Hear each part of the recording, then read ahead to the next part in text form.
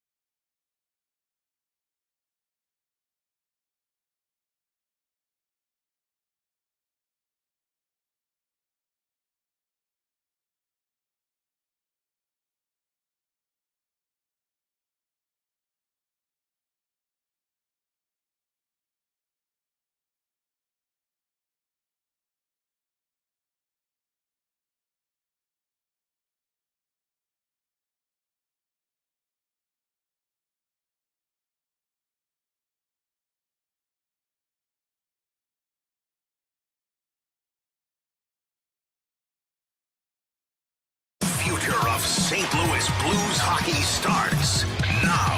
Welcome to our 2026 NHL Draft Show, live from Enterprise Center with Alex Ferrario and Donny Fandango on 101 ESPN. Our NHL draft coverage is presented by Jewels on Hampton, paying some of the highest prices for gold. Visit them at jewelsonhampton.com.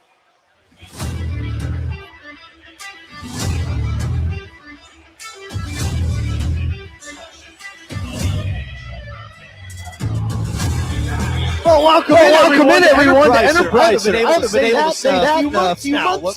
We are here alongside the great Donny Fandango. I'm Alex Ferrario, as it is a live draft show edition of the Last Minute Blues podcast. And Donny, I don't know how you contained yourself for the entire day, let alone the entire week. I'm just trying to act professional. That's all that it is. The inside of me is bubbling over. Like, I can't wait to see what they do, if there's a move, and even just being here back in the building is amazing. Well, I think everybody's been on pins and needles today, wondering what's going to happen. The speculation of potential rumors that have gone down. We've got all of it for you. Live coverage from Buffalo, where the draft is taking place. The War Room with Doug Armstrong and Alex Steen is down below. And we've got the great Joe Vitale, who swings by the table. What's up? Look at this guy. Hey, I am so happy to be here. Like Donny said, I feel like the excitement, the excitement for me, Donny and Alex, has been, 2.5, 3 months ago, you're looking at the Blues win.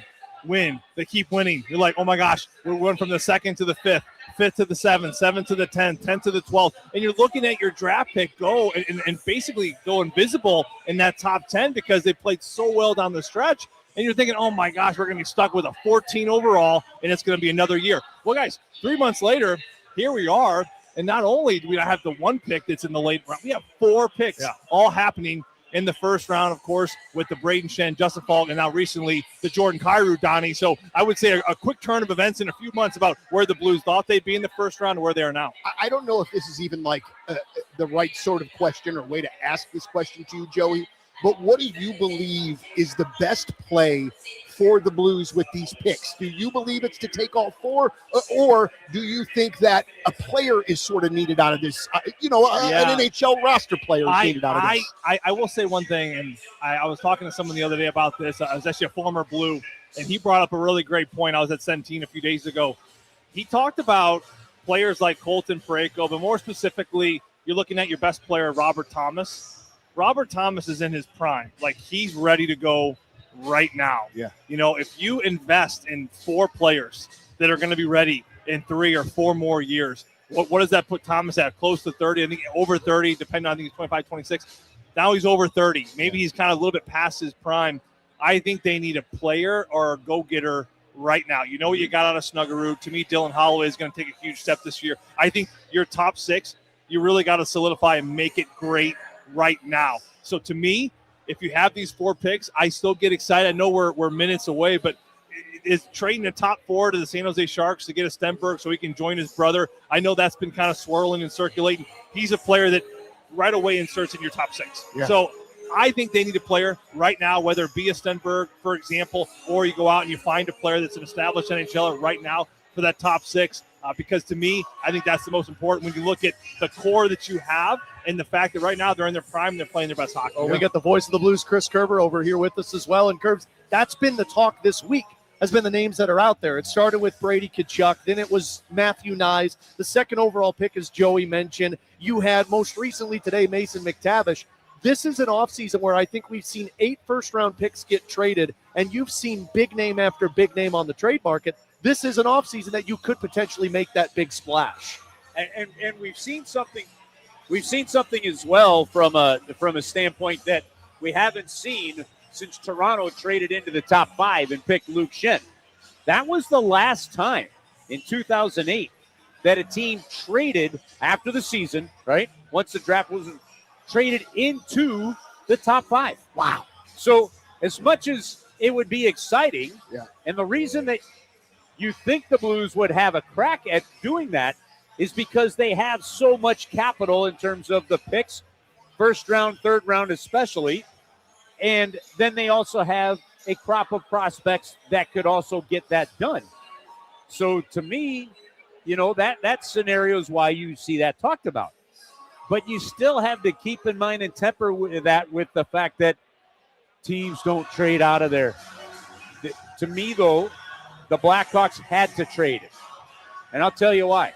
I just, to Joe's point, at some point they got to start putting some bona fide NHL players in there, and you can't keep this window going of 3-4 years.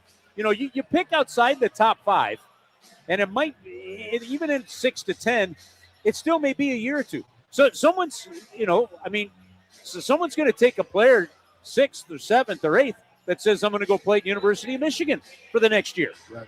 Then they might turn pro. But keep in mind, Oshie and Snuggerud both thought they might turn pro a year early. They said, I want to go back and try to win a championship. That's 2 years, right? Then you're in the 3rd year. Well, even the first 3 picks that the Blues had in 2023 of Stenberg, Lindstein, and Dvorsky was here most of the year, but he was an October call-up. Right. The other 2 guys just kind of cracked in. That's 3 years after you picked them, guys, right? So to me, that's the window. So I fully agree with Joe, 100%. And you got some guys in the primary. You got a Parayko still being able to do what he does, and you have a Bennington and then a Hofer stepping in. I think you use this capital to speed that up. Now, I fully believe they have worked at that. It's clearly with the Kyrou deal that they've had the conversations. It's clear that they had the conversations with Ottawa. We know that. If the reporting is true, who knows how far down the road it was with a Robertson or a McTavish, whatever, right? But to take Anaheim. Anaheim, without a doubt. Anaheim could trade, and maybe they take like the 11th pick from us, right? Well, the other reality is Anaheim needs players now, too. I don't know that they need another high draft pick, right? Yeah. So, to me, guys, I think Joe nailed it. It's one of those, trade a guy. The thing of it is, too, and we talked about this today, you can move 15. You can move 16 and still pick 11. You can move 11 and still pick 15. And we got Jiricek. we just heard Tim Taylor say, come straight from juniors to the pros and was our best defenseman in the playoffs. They picked him at 16 a year, 2 years ago. Amazing. In a live draft party, and Gary Bettman still gets booed when he takes the stage in Buffalo, right? You talk about the trend that just will never die on that one. Does everybody think that McKenna's going first? Is there any sort of doubt? Do you think there's going to be any surprise there? That was my original thought all along. But, I mean, honestly, I could see Stenberg going in that spot. If you're Toronto, I could see a defenseman going in that spot. I think once Toronto did what they did in terms of going to his hometown and meeting with him, I think he's one of those guys that you just don't pass up on. But I also don't believe he's like a Connor McDavid or a Sidney Crosby or something. Like, there's chance and risk you're doing with this one. I think the general consensus across the board is everyone's got him at number one. It's not as cut and dry as like a McDavid or Crosby. His, we talked about Eric Johnson going number one overall. I'm watching Jordan Staal hold up a cup, who went, I think, 2 in that draft class. Jonathan Toews went 3. Everyone's like, well, what the heck were we thinking? We passed up on a 2-time Stanley Cup champion in Staal and a 3-time Stanley Cup champion in Jonathan Toews. But at the time, Eric Johnson for every team was the guy to take. Yeah, all but 3 teams. All but 3. All but 3. So there you go, the vast majority. And I think for Gavin, it's certainly the same. And to his point, the reason it was all but 3, the Chicago Blackhawks, who had the 3rd pick, right? They were not going to take Eric Johnson. But they had already taken in the 2 previous drafts Duncan Keith in the 2nd round and Brent Seabrook with the 14th overall pick in the 1st round, right? The Pittsburgh Penguins, kind of a similar situation. They had just taken Letang, right, in the draft, so in that the 05 draft, right? Yeah. So, that's where they was there. Now, what the Blues did try to do that year, and this is what the fascinating thing is, like the Blues tried to trade. I think it was Barrett Jackman and the rest of their draft to Pittsburgh to get the 2nd overall pick, where the Blues were going to take Staal.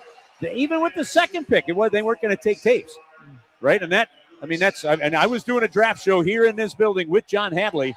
Actually, I think about wasn't here. We were actually over at the old Federco's across the street when John, I trust, was breaking the news that he had the inside scoops on this. That was the scenario there. So I still think that because of the way the cap is, teams have cap space. Dallas Stars don't necessarily want to pay Robertson what he's looking for, that kind of stuff. I still feel that this to me is the most active couple of days leading into the draft that I frankly ever remember. And I think we could still see some fireworks here throughout the first half of this first round because of those opportunities. Can I ask this real quick? Why would the Stars not want to pay Robertson $15 million for a guy that's so young that can score 40 goals and 100 points? That's a great question, Donny. I don't understand that. I think if anything, it's just simply like both parties feel it's almost like, to me, it was a little bit like Kyrou. Like the kid scored 30 goals plus for 3 seasons. Why aren't we making this work? And I think it was just maybe a mutual just falling out. The other thing too is with Jason, I heard, again, speculation, but he turned down a $15 million contract with the Seattle Kraken. Now Dallas wouldn't need to pay him quite as much as that. But to Kerb's point, he said up on stage, we never know what these players are going through. Yeah. You don't know if there's issues with players in the team. You don't know if maybe the wife or the girlfriend doesn't like it. Maybe he wants to go back to California. You just don't know. And if it's not the right fit, the quicker you move on, the better. It's the same thing with Werenski. A little bit different in the sense that Columbus has to either, do their thing or get off the pot, if you know what I mean. Yeah. Same with what's happening with Dylan Larkin. Larkin, you look at Werenski. These players are superstars, and they're tired of not winning. Dallas, a little bit different. They've made their pushes. But they still haven't gotten over that hump with Jason Robinson. Yeah. And I'm not going to sit here and say that, he is just an electric player in playoffs. I think the one thing for Jordan Kyrou that Kerbs and I talked about a lot, now I'm not going to sit here and say Jordan Kyrou disappeared in playoffs, but playoff hockey is about winning one-on-one battles. And I've seen Jason Robertson not win one-on-one battles. Heck, it was Billy Guerin that didn't take him for Team USA because of that defensive side of the game. That makes sense. So all that together. And to his point, and this goes back to one of the original questions both of you guys asked, like, what do you do with these picks today if you're the St. Louis Blues? Dylan Larkin is saying, I want out of Detroit. Why does a Detroit kid say, I want out of Detroit? Well, when your general manager is a legend and Steve Yzerman. Because they're not winning. Okay, right. Like the Columbus Blue Jackets have made the playoffs, 5 or 6 times in their whole history? Toronto Maple Leafs are on the clock, which is why they're so the Blues are like, people are booing Bettman again. At some point, with an earnest fervor. People despise this guy. the biggest mistake that Jarmo Kekalainen made as general manager of the Columbus Blue Jackets, right, was not moving prospects along to get players in to make themselves better. And he ran out of time. Eventually, none of these prospects, some of them didn't play through, right? Yeah. The Blues are in that win, and Doug Armstrong knows how to do that. So you've got to advance it. Otherwise, these stars want to leave these cities. And then that's the challenge that they have. So right now, Gary Bettman, commissioner, has just basically said Toronto's on the clock. The draft is underway. Gavin McKenna looks like he's taking a phone call, which I would imagine is from the Maple Leafs, as we just talked a little bit about. Let me ask you this one, Joe, because there have been questions of does McKenna go number one, and a lot of it is because of what he did in the college. I'm taking any kid that punches somebody in the face for insulting their mom, number one. And his mom's sitting next to him, so you know why he's jacking people in the chins because of that. Don't you think, Joe? Oh, absolutely. Hey, if you're going to stand in a bar and you go, I don't care what my future says, but I'm popping you because you insulted my mom, I'll take a chance with that kind of attitude. I'm a fan. I'm a fan. I love that it's in Buffalo, too, where these people are jumping through tables for their football team, so they do that. But the thing about this, too, is if Gavin McKenna stayed in juniors hockey this past year and didn't go to college and challenge himself, I mean, the year prior, he put up 129 points in 56 games. Yeah. He would be the unquestioned number one pick because you'd be talking about 150-plus points. You think he did that? You think he did that to challenge himself, or you think he did that because NIL? Well, in Penn State. A little bit of NIL money. If the reports are accurate, where NIL was close to about $800,000, right? Which is what a couple of the reports I read himself, there. but also fill his bank account. I mean, I love the way you're thinking, but cha-ching sounded like it hit him. I'm honestly kind of surprised that he wouldn't get it like $1 million or more. I mean, not that $800,000 is shabby, but Donny, he might. Okay, absolutely the under the table NIL portions of the deal. Well, you think about how that Penn State program got started and stuff like that, and the donations that were made, and they realized, hey, we got to put some money into it. You know, like I went and visited Miami of Ohio this past winter during the Olympic break and talked to Anthony Noreen, their new head coach, who had an amazing turnaround with that program. And like they went to like what guy that owns some of the bars uptown, some of the property uptown. He said, man, we know our hockey guys love you, like we need you. So the guy that owns these couple restaurants and bars bought a suite in the hockey arena to make sure that they had the money. Like, it's changing things. And that's why more guys from a junior level are going to say, hey, I'm going to go play college. Yeah. I love that Gary Bettman just milks this thing. He walks out and tells the people to boo him even more with this one. Dude, if I were him, I would be doing the cut by the year thing, like wrestling style. I think there's a bit of a delay, but Bradford, if you have this, let's pot up the commissioner.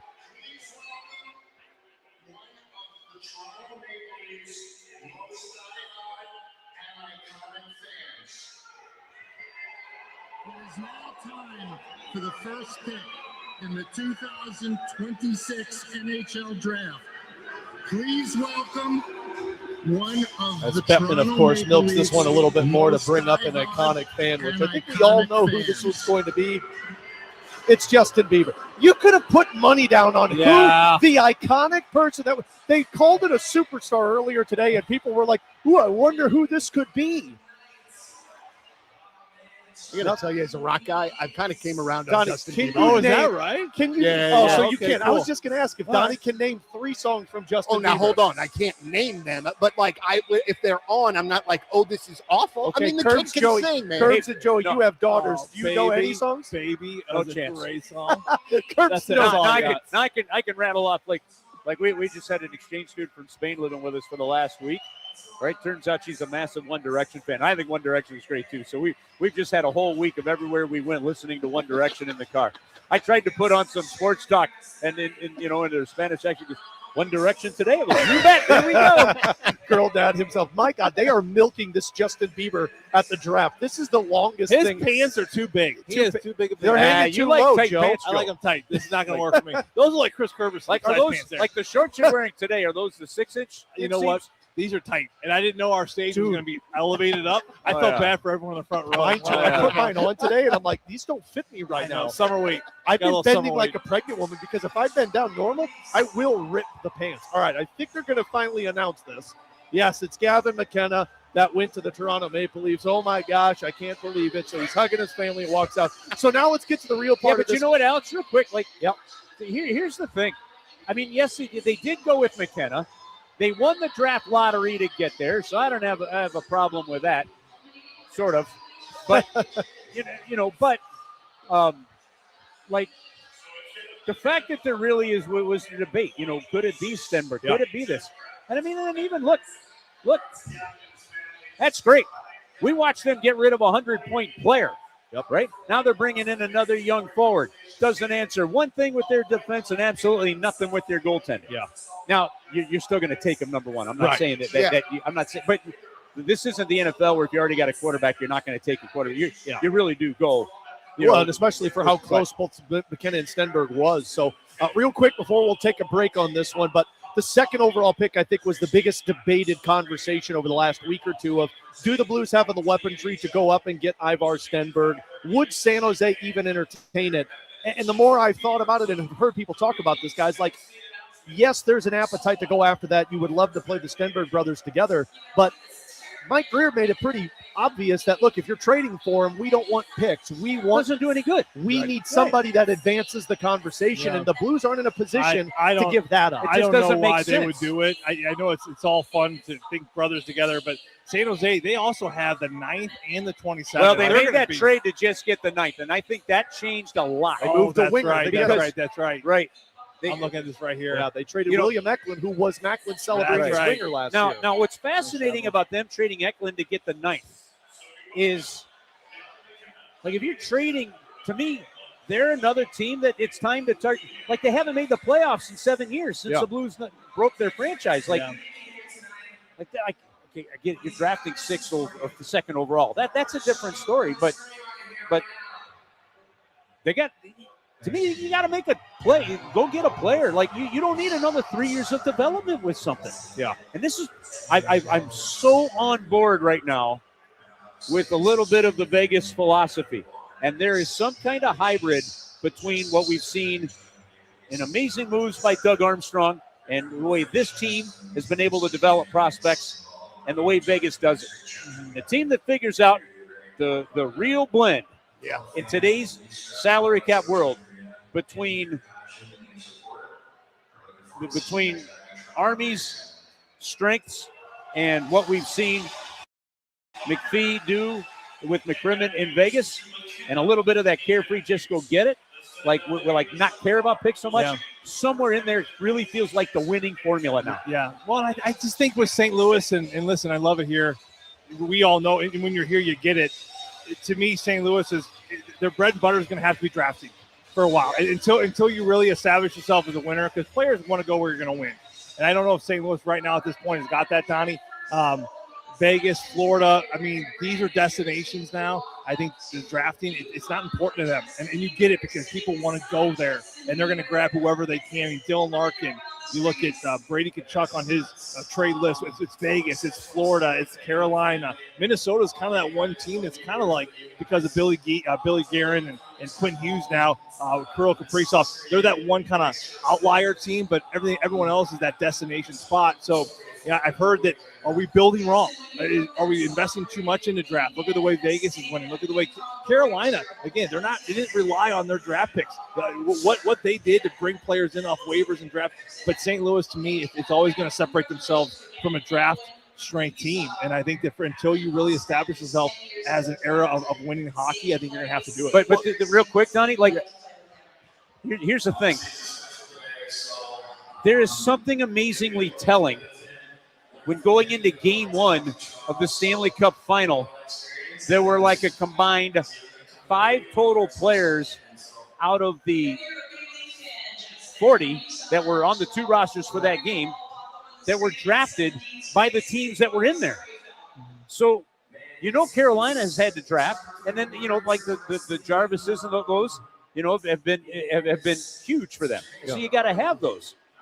But even then, the majority of the other players eventually became trades and stuff because you're trying to – Doug's proven he knows how to put a team together. This is the first time he's gone through this kind of stuff. But, I mean, it's just – that's why I just wonder where the real true value – and it's going to go back to my If you pick 11, what do you do with 15 if you're the Blues? Man, if you can find an established top 9 guy that helps bring some of these young guys along, I see more value in that, in my philosophy of looking at it, than a pick for 4 years from now. All right, so let's do this. Let's take a break because when we come back, I would imagine we're going to get an announcement with the second overall pick. And then, in my opinion, it's where the draft really begins. But I know Kerbs and Joe, you guys got some mingling to do. Open invitation. Come back over here, talk hockey throughout the night. We're here until the Blues make their picks. We got to get Kerbs a chair. No, Kerbs looks good standing. He likes it. I'll get there. I'll get there. Guys, thank you so much. Joe Vitale, Chris Kerber, they're going to be with us throughout the evening. Jeremy Rutherford's going to swing by as well. We've got some real special guests throughout the night. We really appreciate you joining us. We got almost 900 of you over on our YouTube channel, so we'll keep building that one up. We're live up on 101 ESPN and the 101 ESPN app, so you can tune in there as well. Big shout-out to Jules on Hampton for being a part of our NHL Live Draft Show. He's Donny Fandango. I'm Alex Ferrario. We'll take a break and come back with more of the Draft Show next year on 101 ESPN.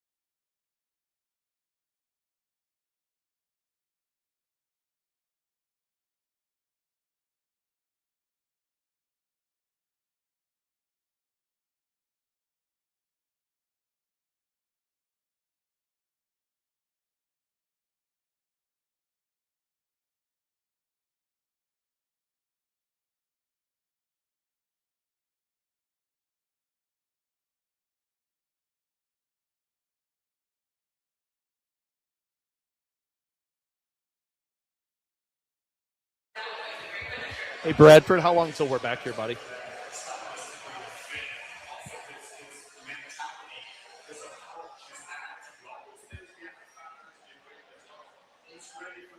Welcome back into our NHL Draft Show alongside Donny Fandango. I'm Alex Ferrario. We're live here at Enterprise Center. The first overall pick has been made. Gavin McKenna has been selected by the Toronto Maple Leafs. The San Jose Sharks are on the clock, which feels like forever because they had a Justin Bieber interview, lots of Gavin McKenna talk, which makes some sense because you do have the first overall pick that went. But I think we're ready to get the draft moving now. I have to tell you something. When I see what Justin Bieber wears, especially today with the pants and the footwear, I don't understand how people dress now. I don't get it. It looks like he just left the house in sweatpants and some Uggs. I mean, maybe he did. When you make millions of dollars, Donny, I guess you get to do whatever you want. I guess when you're the Biebs, you can do that. You can do whatever you want. The Biebs, as Donny knows him fondly by. So Gary Bettman's on stage as the San Jose Sharks are making their select. So they're bringing out a guest speaker with this one. So as we wait to find out, Donnie, of who gets selected, which the assumption is that Ivar Stenberg, it does bring to light, that dream is dead for Blues fans. Because I do think, as we were just talking about with Kerbs and Joey, that was something Blues fans really wanted to see, the Stenberg brothers reunited. You just didn't have the assets. And I think a lot of people will look at it and say, well, you didn't lose enough to put yourself in a position to get that player.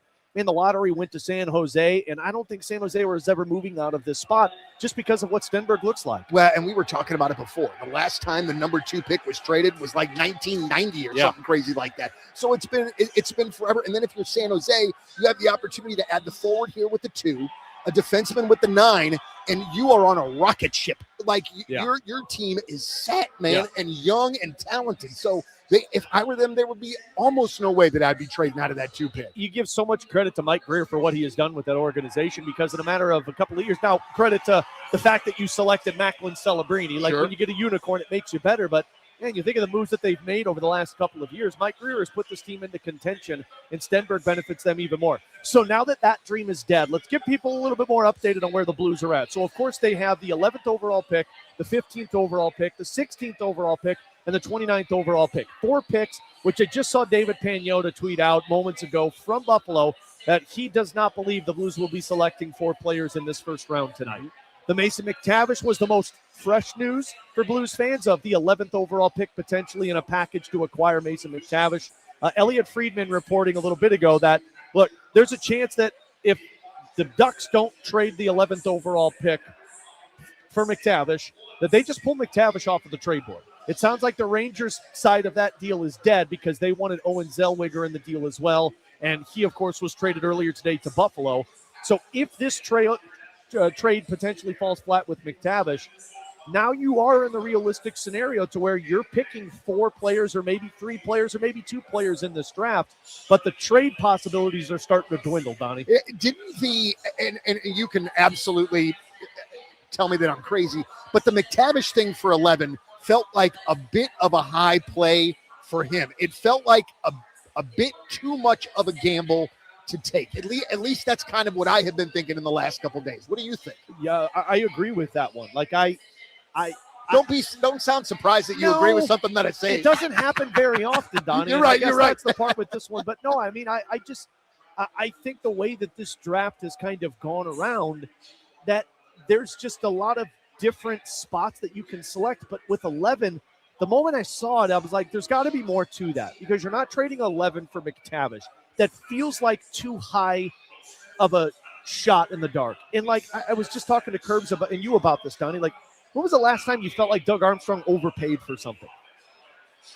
It's probably been a minute. I would have to sort of think about it. But just, to me, it doesn't happen. It doesn't. They don't like overpay for guys. No. And so, like, when I saw 11 for McTavish, I'm thinking, okay, one of 2 things here.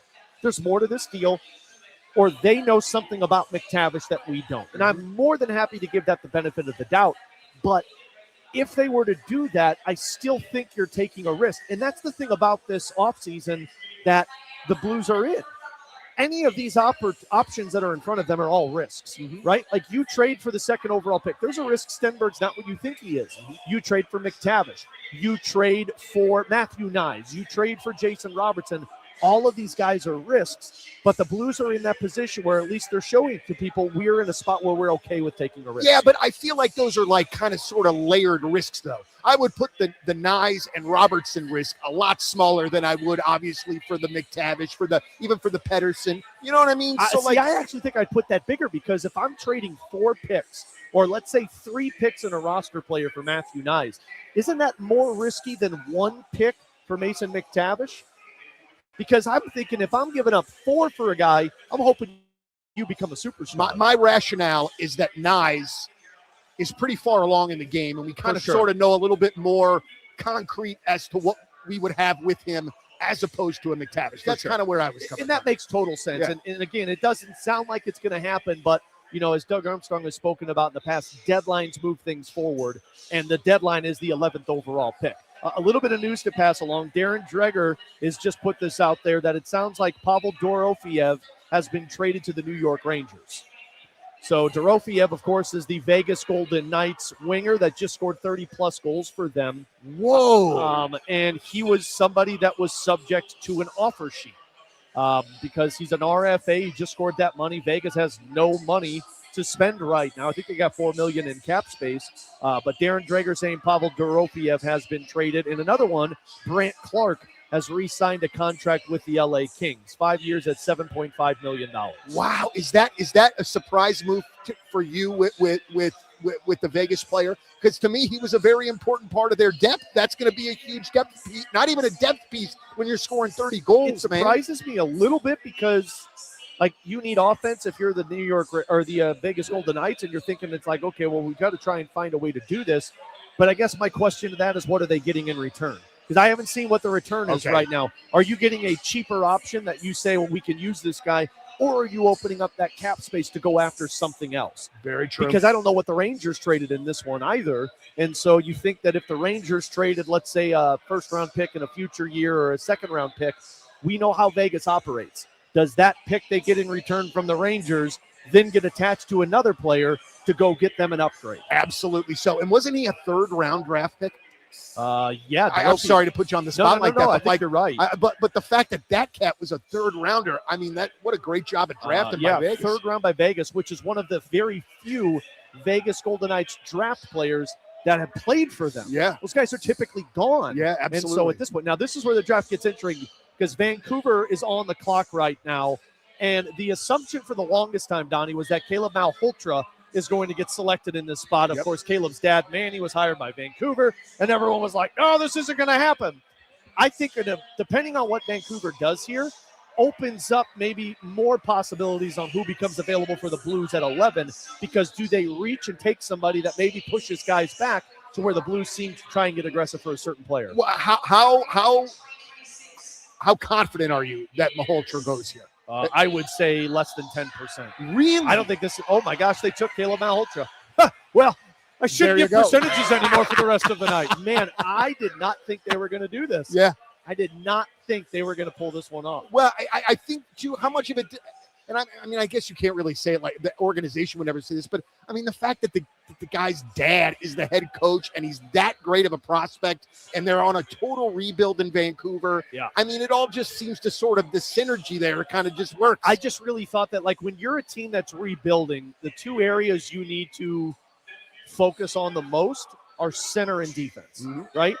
And there was argument he's not even the best center in this draft. Right. To whereas defensemen, I mean, there's argument of three guys that could be number one defensemen in the NHL. And I mean, you know, pick your poison with this if you're Vancouver, right? You go center, you go defenseman, you're still looking for the next one. Rebuild takes some time. But I really thought they would go with defenseman here. Or I thought they were going to take that Swedish center, Vijay Bjork, and that's where things really opened up for potentially other teams. So will Malhotra be a guy that will play games for the Canucks this year, or is he still a couple years away? No, he's still a couple of years away. Okay. I think the only two guys, maybe three, because Albert Smeets is a guy that I think might play for a team this year. I think the only two guys that are playing for their rosters this season. McKinnon and Stenberg. Yep. Yeah, he's committed Malhotra to college next year. Okay. As are most of the defensemen and forwards that are taken in this draft. So, no, I think everybody moving forward, with the exception of Smeets, is probably destined for college for a year, and then you probably can talk about him in a year or maybe 2 years. All right. This one. Okay. That makes sense. So, again, we've got Dorofeyev that was traded to the New York Rangers. We have Brant Clark that is re-signed. It sounds like the Mason McTavish thing comes to a close. So we'll move on, Donnie, to the next pick that's coming up, because this is how the draft is now.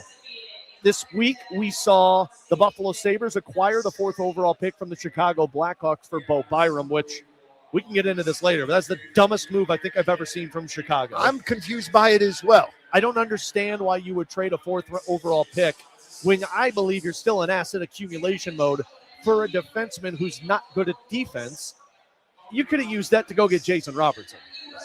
Absolutely. And put a 40-plus goal scorer with Connor Bedard. I just don't know why you're not trying to get a player to play with Bedard before you would get a player, or a defenseman. You know what I mean? Like, I would think that I don't know. I just, with the lack of firepower of any kind besides Bedard that they've had in Chicago. Right. Honestly, though, they can suffer for as long as they want, as far as I care. Understandably so. They can. The comment section, by the way, do yourself a favor and go look at the tweet from Chicago when they acquired Bo Byram, all of it is just clown emojis and Kyle Davidson's face. It makes you appreciate what you have when you see how people react to other GMs. And if I'm not mistaken, didn't he sign like a 2-year deal like early? Like, I thought Davidson signed like an extension or this something. offseason, yeah. What? Oh, yeah, he's going to be around for a little bit here. But the reason I'm also bringing this one up, Donnie, is I never thought the Buffalo Sabres were taking it number 4. Sounds like they really tried to get Connor Hellebuck from the Winnipeg Jets. That deal died down. It's looking more and more likely that Buffalo is going to take somebody with the number 4 pick, which my guess is a defenseman here. But, man, I really thought this is where the trade winds would start blowing for the National Hockey League. So you don't think that with the depth that Buffalo seems to have on the NHL roster right now that they wouldn't try to go for a forward at 4 instead of a defenseman? Or at this point, you're probably going for best available player, which at this point is a defenseman. Yeah, well, probably, yes. The reason I thought the trades were happening was because I thought 4 was going to be for a forward to fill the void of Alex Tuck. Okay. I thought it was going to be a goaltender because that's their weakest area. Yeah. But the trades aren't coming through right now. So, yeah, I think you probably just go the best available at this spot, which is a defenseman. Which, I mean, this is the same mindset I have with St. Louis, to where it's like, look, if it's a defenseman and you've got a lot of great defensemen, you've got a lot of great assets to go out there and acquire a piece down the road. Yeah. Well, and I think that's one of the things that folks need to think of as well. And I understand that some of you or some folks really want to see a deal get done and an NHL player brought in. But again, if they draft those 4 picks in the first round, you have got all that many more assets come the trade deadline to be, playing those chess pieces with for the future. So even though it might not come to fruition now, maybe trade deadline is something that where one of these guys would get moved for something that could be more of an immediate help. So Chris Johnston reporting that Vegas is getting the 26th overall pick and the 92nd overall pick tonight, plus a conditional 2028 first-round pick, which is top 10 protected from the Rangers for the rights to Pavel Dorofeyev. So they haven't even signed him. You would imagine that a contract extension may be coming soon, but 2 first-round picks, and I guess that would be a third-round pick that was traded for Pavel Dorofeyev. Ooh, man.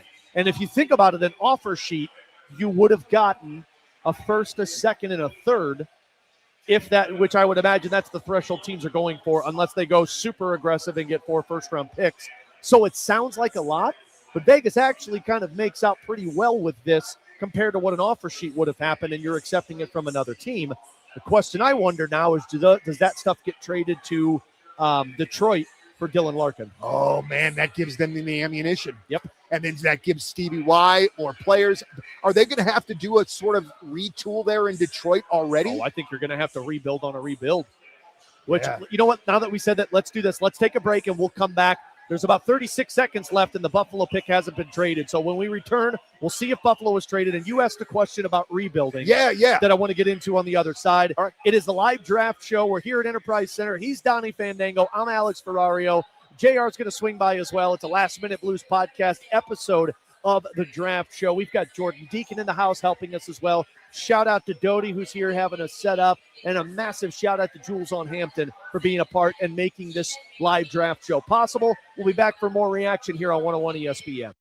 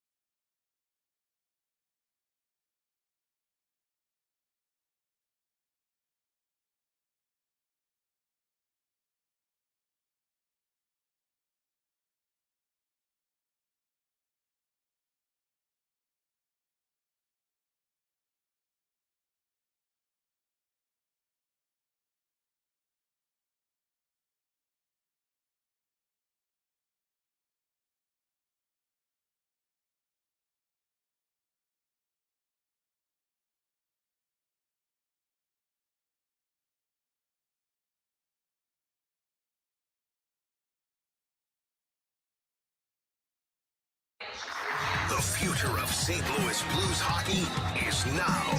This is the 2026 NHL Draft on 101 ESPN. Presented by Jewels on Hampton. Paying some of the highest prices for gold. Visit them at jewelsonhampton.com.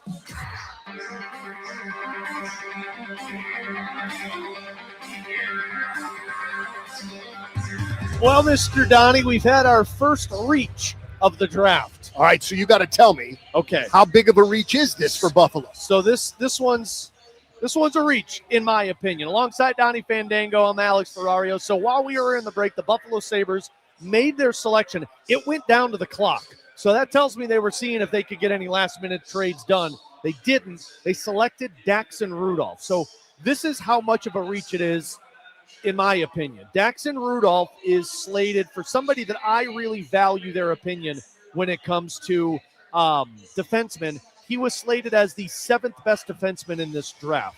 The most recent mock draft that was put together had him taken 7th overall by the Seattle Kraken. But I saw some mocks that had him going as low as 11 to the Blues. And the reason I bring this up as big, in my opinion, is because I always feel like there's at least one reach in a draft that drops a player down that maybe shouldn't go that far. Yeah. And the biggest one that I can come up with is Dalibor Dvorsky in 23. Because we were doing that show live. I'll never forget, Tanner was with me, and I got way too excited because Detroit selected Nate Danielson. And earlier in that draft, the Coyotes had selected Dmitry Simashev. And two of those guys were potentially later in the draft. Mm-hmm. And Dvorsky was supposed to go before the 10th overall pick. And I'm like, well, there's no chance of getting him.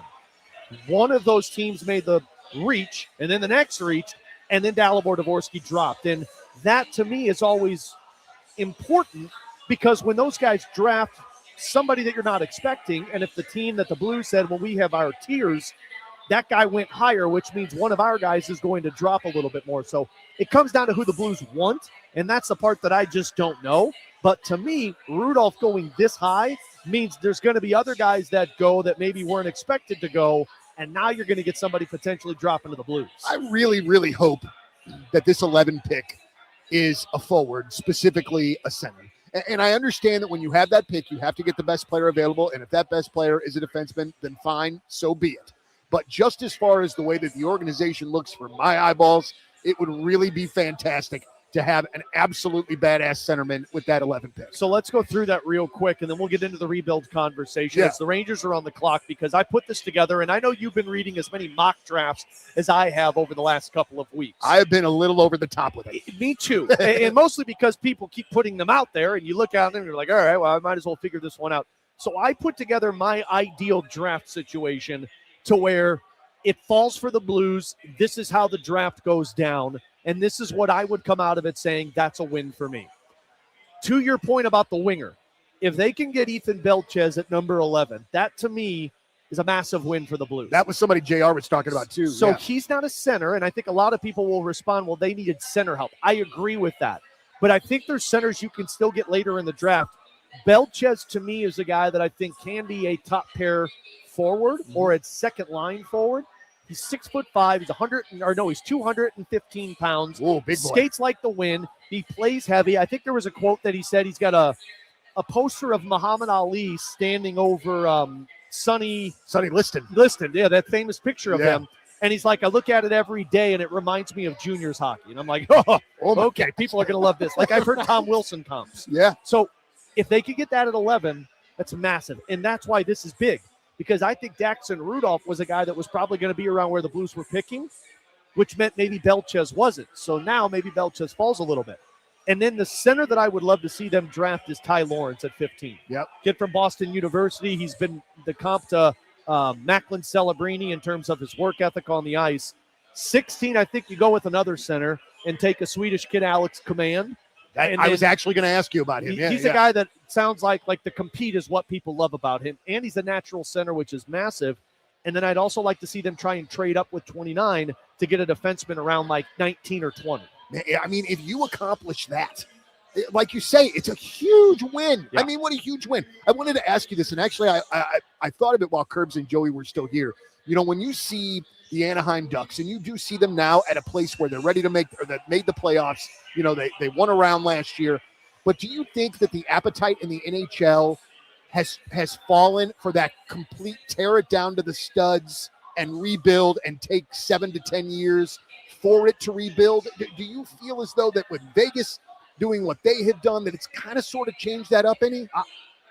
Like to where teams don't want to rebuild anymore? Well, or they don't want to completely tear it down to the studs. Yes, I think that's a very true statement. I think teams view this now as why should we tear it all the way down if we can turn this thing around really quick? Dom, who I despise on The Athletic, and I made that pretty clear, but he did put out a really good piece earlier today that listed out the timeline of a rebuild.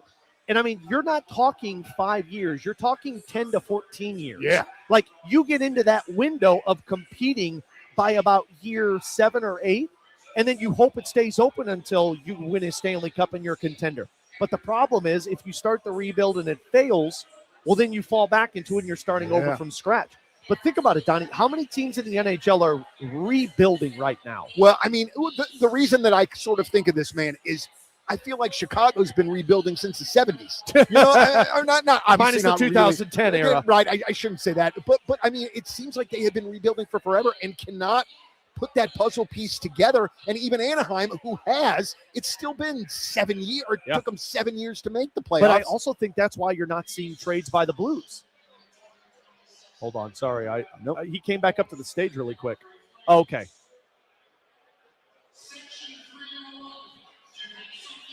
Oh, okay. Gary Bettman's just playing to the crowd right now. Oh, we have a trade maybe. We have a trade with the Calgary Flames. So we'll see what the trade is. I have not seen any reports on this one. Just read the trade, Gary. Like the Mammoth.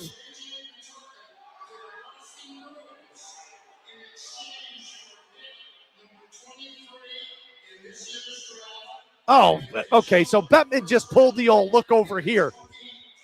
What a jerk. So Gary Bettman, there's no trade for the 6th overall pick. This is the Peterka trade that took place a little bit ago. The Calgary Flames are still selecting at 6. He's just announcing a trade. And I thought we saw our first trade. Okay, and then also, too, I understand that this is for TV. I despise you, Gary Bettman. I understand this for TV. I know you're trying to make it entertaining, but the whole 301 and then you press a button for the trade alert, come on, man. Just tell us what the trade is. Let's all boo Gary together, ladies and gentlemen. Boo! Let's do another trade. And now the Dorofiev is being traded as well. All right, so let's move along here. Back to your conversation. I think that's why you're not seeing the Blues pull off any trades right now. Because if you think about it, nobody wants picks. Yeah. Or at least for the guys you want. Yeah. Like Matthew Nyes. Yes, they're rebuilding, but they're not tearing it down. No. They need somebody that can help now. If they were rebuilding like Vancouver, I think there's a chance you could have got Nyes with 11, 15, and 16. Sure. But they don't need the picks. Anaheim, they don't need the picks. Yeah. McTavish for 11 is interesting, but the report was Anaheim is looking to flip 11 for a player that helps them now. So you're essentially trying to pull off a 3-team trade. There's just not a lot of teams that have what you want that are rebuilding. It's Vancouver, it's Chicago, which Chicago I don't even think is rebuilding anymore. Right.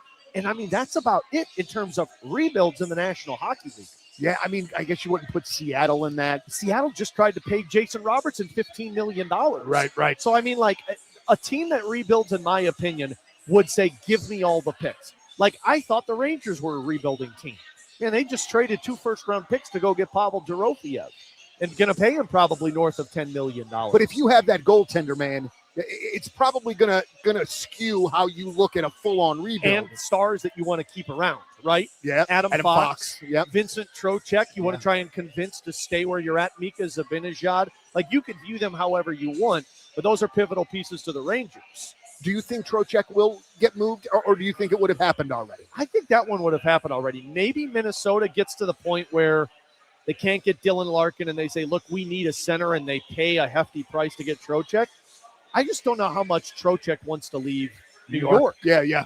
And when you get a guy that doesn't want to leave where he's at, it's a little bit harder to pull off those trades. And, and one thing, too, and we were talking about this off air, but this, for J.J. Peterka, who just got traded, this is going to be his 3rd team in 3 years. Yeah. And so you start to wonder about a guy that supposedly has that much talent that gets moved around. Buffalo, Utah. Oh, yeah. And then, now he's on the move again. That's fascinating. You always wonder when guys get moved around like that of like, hey, like what's going on here? Is there something behind the scenes? Because he was there for a year. Right. And like you turned that over quick, which is a little now, but you always also ask what else is in the tank, right? Utah has that pick now. Now they flip that pick for something that makes them better.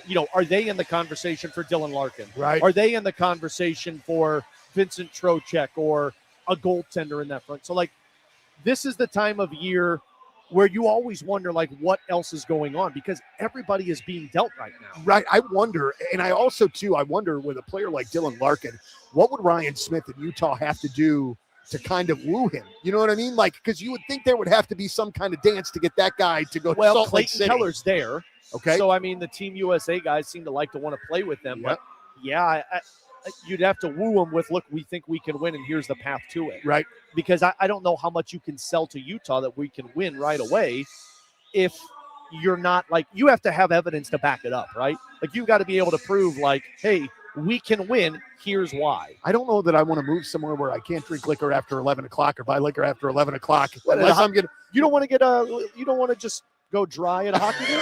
I don't know. It just doesn't sound like a lot of fun. I would have to get one of those $15 million deals to do that sort of thing. He's Donny Fandango. I'm Alex Ferrario. So we have had two more picks take place.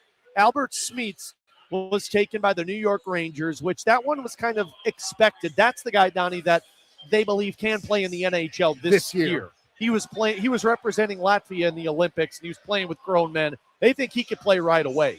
But Carson Carrolls was just drafted by the Calgary Flames, who's a big-time left-shot defenseman. This is the boy that likes to throw bales of hay around in the offseason to stay in shape. Oh, that guy. He's an old-school farm boy. So, like, Carson Carrolls, Calgary, yep, I expect that 100%.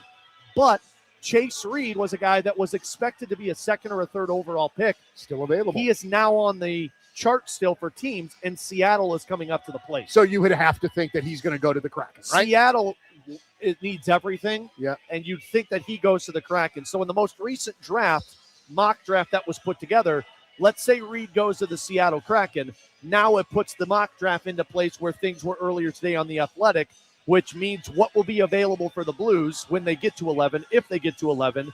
Keaton Verhoff, who is viewed as a top pair defenseman.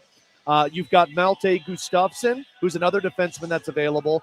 And then you have a slew of centers in terms of Vijay Bjork, Ty Lawrence, Alexander Command, and Ethan Belchez will all be on the clock. And Wyatt Cullen is another one that's really shot up the charts. Absolutely. That's Matt Cullen's son. Matt Cullen's son. Yeah. He plays in the development program that Jimmy Snuggerud played in. I just find this to be so fascinating from the player development standpoint. And I would love to know the minute differences that the organization see in these players that make them pick one over the other, when you would have to think that a lot of their skill sets, I mean, I don't want to say that they're similar, but they do a lot of the same sort of things well. It's amazing to me, the microscope that they have to put under these guys to really pick it apart to find the one that they pick. Oh, yeah. I mean, that's the part that fascinates me. But, I mean, again, what Kerbs and Joey were talking about on stage, these scouts that are in the room with Doug Armstrong, they have been watching these kids play every single game since August. Like, they spend their entire lives on the road following these guys around. So, I mean, that's why you know what, I'm not going to get ahead of myself, Donnie, because I want to talk about this on the other side, because right now we're going to be at pick number 7, which means we're 4 picks away from the Blues potentially selecting at number 11. I think there's a narrative that if the Blues select 4 picks in this year's draft, that it was a failure of an offseason. I want to talk about that and how there's the elements of them selecting actually gives me a little bit more faith than them trading these picks to go get somebody now. So let's do that on the other side. It is the live draft show. He's Donny Fandango. I'm Alex Ferrario. We've got Doty in the house who's helping us. We've got Jordan Deacon who's in the house helping us. Mike Ryder helping us out as well. And a shout out to Jules on Hampton, paying some of the highest prices for gold. Visit them at julesonhampton.com. We wouldn't be able to do this without them. We'll come back with more reaction at the live draft show here on 101 ESPN.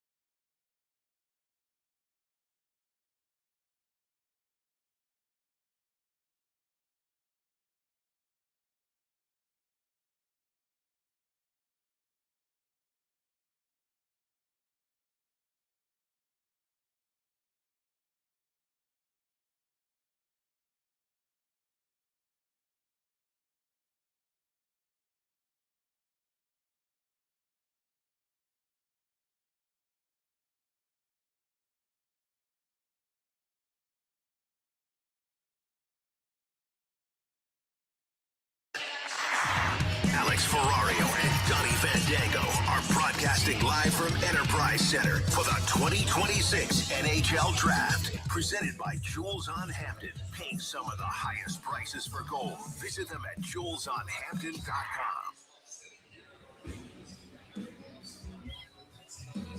We got a full house here at Enterprise Center. Season ticket holders hanging out, waiting impatiently to see what can happen. Our producer, Jordan Deacon, over here has been sitting at this table pretty much shaking the entire time because she wants to see a trade. She wants to see a move, and nothing's happened, Donnie. Yeah, looks a little disappointed. Look at her face. She's disappointed. She's not even looking at us right now because she's so disappointed. I'm like 6 feet away, like not even paying us any mind. He's Donny Fandango. I'm Alex Ferrario. So while we were in the break, the 7th overall pick was selected. Seattle took Chase Reed, which is a massive drop for him. He was viewed by a lot of people as the best defenseman in this year's draft. And what I told you in break, Donnie, was, man, this would be a spot that if I'm the Blues, I'd look to try and trade up in. Because this is a guy that is a right-shot defenseman where the Blues probably have the least amount of depth because it's Jiricek and Mayu, and that's about it. It's a spot that, you might be able to overpay to a team that's looking to accumulate as many assets as possible. And it's a spot where you get a guy that is a difference maker, and he fell. They didn't do it. Makes sense because Seattle needs a difference maker. Yeah.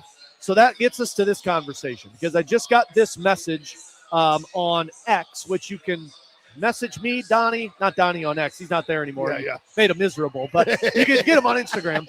But you could message me on X at Ferrario101 ESPN, but you could join in on the YouTube chat and put some comments over there for us. But I got this message that said, oh, Lord, Alex is going full. Making the 4 picks is a good thing now. Come on, man. You can be brutally honest when it comes to the Cardinals. Why can't you with the Blues? It's a disappointment, and you know it. I don't know why or how it's a disappointment, Alex. You're bringing 4 first-round talents into your organization. And I would just say 3 of them because the 29th overall pick doesn't mean as much to me. But, you still could get a good player. You drafted, Otto Stenberg at 26th, if I'm not mistaken? Or no, that was Lindstein that you drafted at 26. So you can get a good player here. But here's my thought process with this. Yes, it would have been great for this team to trade all of their picks to go get a guy that helps them now. But go through the list of guys that we're talking about here. Brady Tkachuk didn't have St. Louis on the list. Right. Jason Robertson reportedly didn't have St. Louis on the list or wasn't willing to go there. Yep. Those are 2 guys you have no control over. Dylan Larkin isn't coming here. Dylan Larkin's not coming here. Yep. You can try all you want with your picks. You can't get those guys if they're not on the list. Matthew Nyes may have come here because he didn't have any trade protection. But it was reported that you were overpaying for Matthew Nyes. I know you think that 4 picks can get Matthew Nyes, but why would the Toronto Maple Leafs trade a guy that's 23, that's a top-line winger, for 4 picks? And probably is cost-controlled salary-wise for a little bit $7 longer, million. too. And you're trying to convince Matthews to stay in Toronto. They're not doing that. Right. So ask yourself the question, are you okay trading 11, 15, 16, probably 29, and giving up a roster player, maybe Jake Neighbors? I don't know if you are for that, and that's a massive risk. Absolutely so. The other ones, the 2nd overall pick, you weren't acquiring that pick with Ivar Stenberg. It was very blatant they were going with Ivar Stenberg. And I said this earlier today, and I truly believe this. If you were giving me 2 paths of trusting the scouting department for the Blues that has had successful drafts going all the way back to 2020, which Vizio Bjork was just drafted by the Winnipeg Jets. That is the 2nd-tier centerman that was slated to go high in this draft. That one makes a ton of sense. He would have been great for the Blues. He wasn't going to drop to him. Yeah. Winnipeg needs center help as well, so that one goes to that spot. But what I was saying was, I'm going to give you 2 paths. Trust the scouting department that has shown you basically since 2019, we can draft guys late in the draft. Right? Robert Thomas, Jimmy Snuggerud, Tage Thompson, Zach Bolduc, Adam Jiricek, Justin Carbonneau. And now I'm telling you that that team has 11, 15, and 16 in this deep draft. Or you can go down the pro scouting department side and trust them who are locating and identifying guys on other teams that you think make you better right away. There's a good track record of the pro scouting department of looking at guys and having success. But there's also a track record of that not paying off.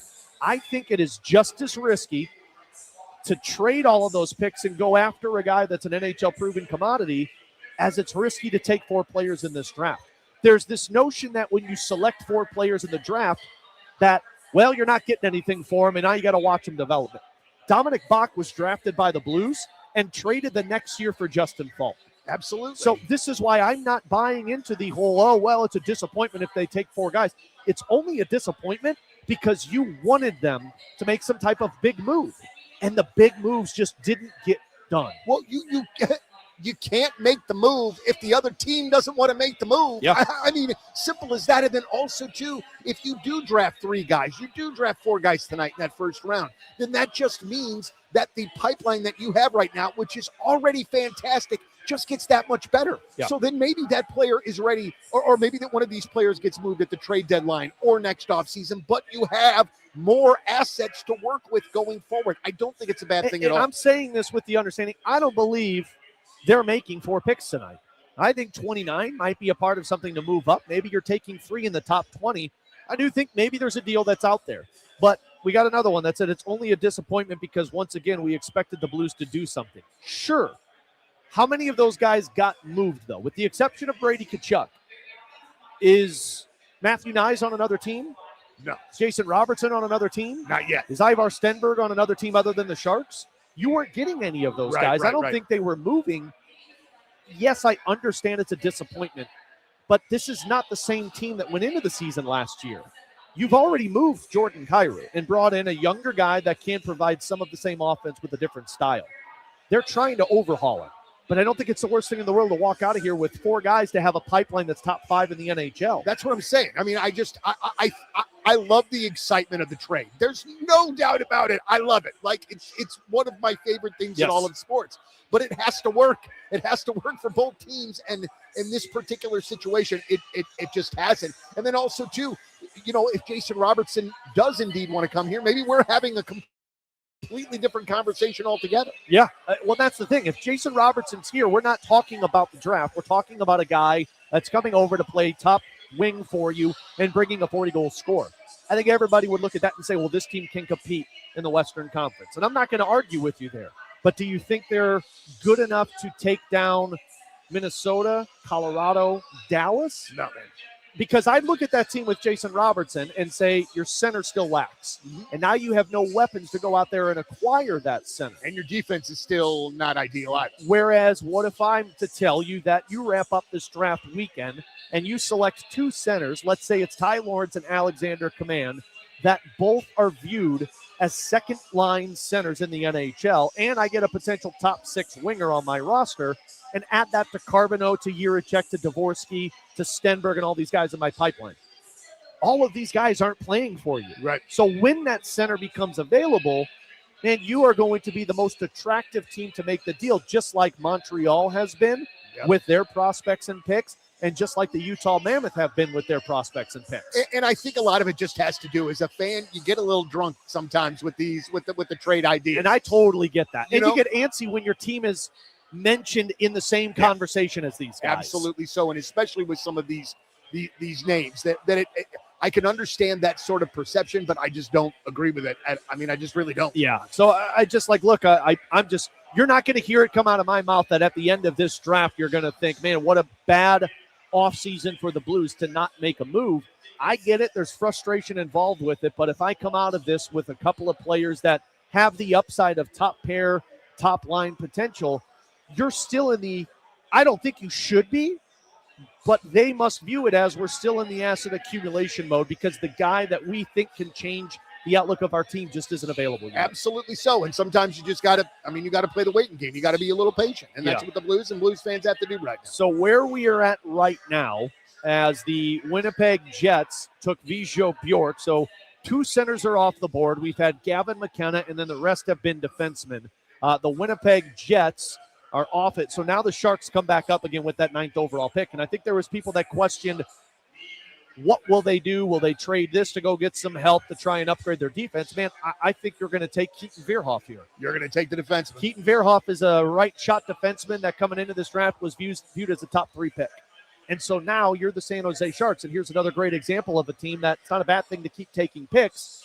Man, you're San Jose, and you're just adding more and more assets to your roster and potentially make yourself a dangerous team this upcoming season. How far away do you think a team like San Jose is from really legitimately being a competitor and talking in this?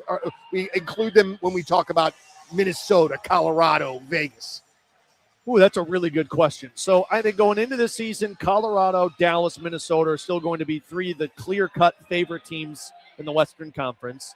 I think Edmonton's going to have a lot of people talking because of the Mike Babcock. I think Vegas is going to be up there because I still believe they're going to make another move.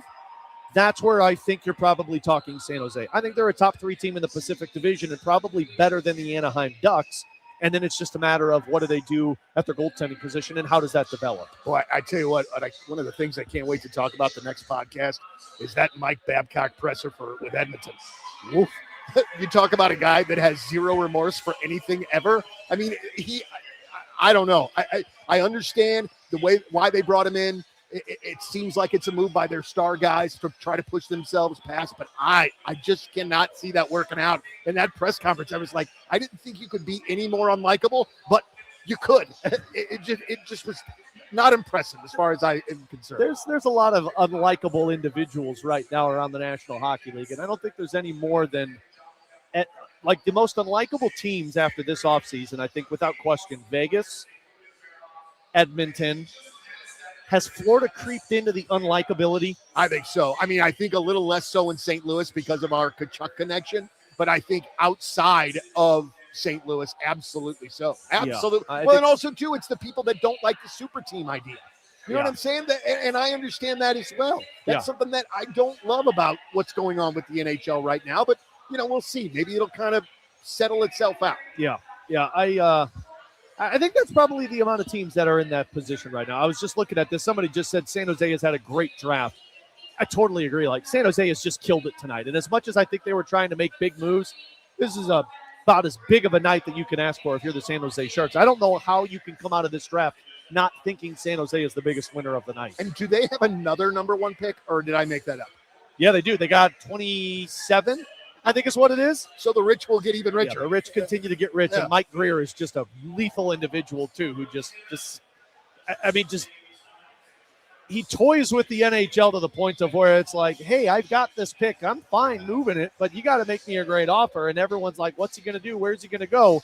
But then still finds a way to exit out of it and go, damn, that was an impressive offseason. I mean, he did such an amazing job of selling nothing. Yeah. You know what I'm Right. saying? I mean, he was playing a game of cards and doing very well. Unbelievable. All right, so we have 9 picks officially in the books in the National Hockey League draft, which means Nashville is on the clock, which means let's do this, Donnie. All right. Let's take a break, because when we get back, Nashville will be close to making the selection, if not making a selection, which means the Blues will be on the clock. And as of right now, I have not seen anybody mention anything in terms of a trade. I haven't seen anybody talk about there's movement, there's a trade in this draft, which plays into what we originally thought, man. There's just not a lot of movement when it comes to the top 10. So all but likely that the Blues are probably going to be selecting number 11. Here's some of the guys that are still available to them as of right now. Malte Gustafsson, who is viewed as the 4th best left-handed defenseman in this year's draft. He is a 6'4" Swedish defenseman. We like the Swedes. You have to wonder about that one. Yep. You have Alexander Command, who is a center, a Swedish center. You have Ethan Belchez, who we brought up already. You have Wyatt Cullen, who is viewed as a top 10 pick. And then you got Ty Lawrence. So those are the guys that are going to – one of those won't be available. The rest are going to be available to the Blues. And it's more than likely you are going to exit that 11th pick with a center, which I think is probably the biggest want that Blues fans are looking for right now. I just don't know how you could be disappointed with a couple of those names. Yeah. I mean, again, I understand that we're a couple of years away from it coming to fruition, but that is more of what we need in this organization. So, I think the most disappointed I would be is if they take a defenseman there. yeah, That's the part that I think I would probably be most disappointed in, because that seems like a reach. Yep. Now, again, I just spent this entire time telling you why you should trust the amateur scouting department. So I will say, like, those guys know what they're doing. right. But that would be the one that I would say, man, you got a lot of options, and I don't know if he'd be the one. I hope they take Belchez. Absolutely. Get the 6'5" forward that you put another power forward into your system. Like any of those 5 or 6 guys in which that you mentioned, center-wise, I would be, or forward-wise, I would be completely fine. All right, so I don't think we're missing any news, so we'll take our break. He's Donny Fandango. I'm Alex Ferrario. We are at the NHL Live Draft Show here at Enterprise Center, where the draft party is taking place, and in about 5 or 6 minutes, the Blues will be making their first of 4 potential selections tonight in the NHL Draft. So we'll be back with the Blues' first pick coming up next year on 101 ESPN.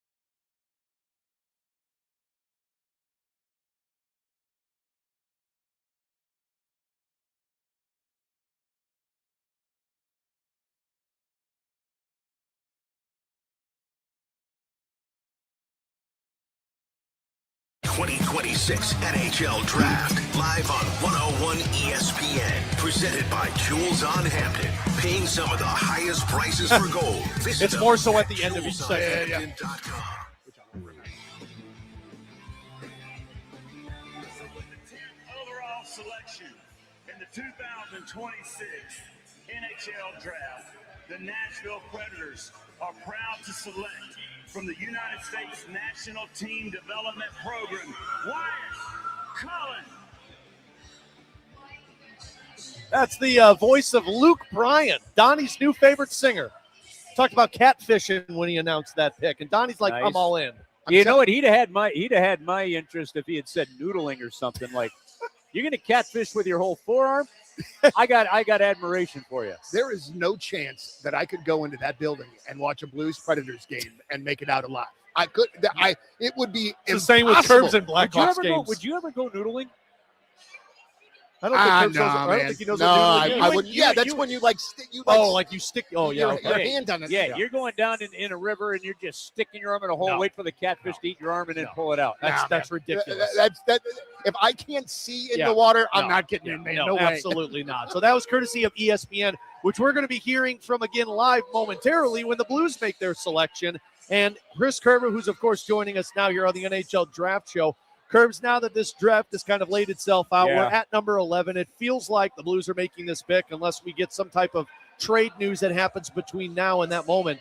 And I just was telling Donnie, I think Ethan Belchez is the guy that would make most sense for the Blues because this is that kid that's 6'5", 200-something pounds, playing in the OHL. He's headed to college next year. But you also have a few centers that are available to you. So this is a good spot to be in, I would imagine, if you're Doug Armstrong and Alex Steen. You know, when I talked to a couple of people with the hockey ops department, and then I talked to some other scouts as the season started to end, the way this draft has played out so far really aligns with what some of these scouts and everybody was saying. Like, you know, you saw Chase Reed drop maybe a little bit lower than some thought he would. And there was just the grouping of players was just not as certain. And that's why I know the Blues felt very confident that they were going to find a good player at 11. A player that they liked. And I know you interviewed Tony Feltrin just yesterday, I believe it was. Yeah. I talked to him about a week ago, you know, and I talked to him about, do you draft need versus player? And he said you always take the best player available, right? You know, but when it starts to get close, look, like, you're not going to take 4 left-handed D in a row. You're not going to take 5. Like, that'll get there. So with the Blues on the clock now, I mean, again, if there's anything I have confidence on, like, I go back and I think of, like, Andrzej Kopitar taking at 11. Wow. You know? Yeah. And things. And Dave Taylor was the guy that picked him. Well, Dave Taylor is part of the Blues management staff.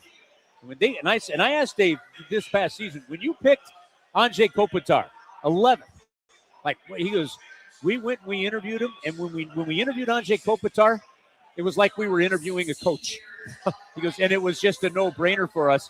And look at the franchise player that with Dave Taylor. I mean, don't forget, Dave Taylor was the general manager that picked Doughty, Kopitar, Quick, Brown. So what you're saying, Curbs, he's pretty good at what he's doing. Around the block. Well, But they know how to do it, and that's the kind of the really cool part here, where I'm excited that they're picking 11. I am. I mean, you know me. Here's the pick is in, Alex. We'll hear it in a second. So, Bradford, I think we've got this, so I'll pass it over to you. Making this pick here, Megan, what do you like? I like Belchez as a left winger. I think he's a really good spot for the St. Louis Blues in this rebuild. He's a big body. Tynan Lawrence is still there if they want to go center. Here's the commissioner. Before making the 11th pick, please welcome Blues fans live from the Enterprise Center.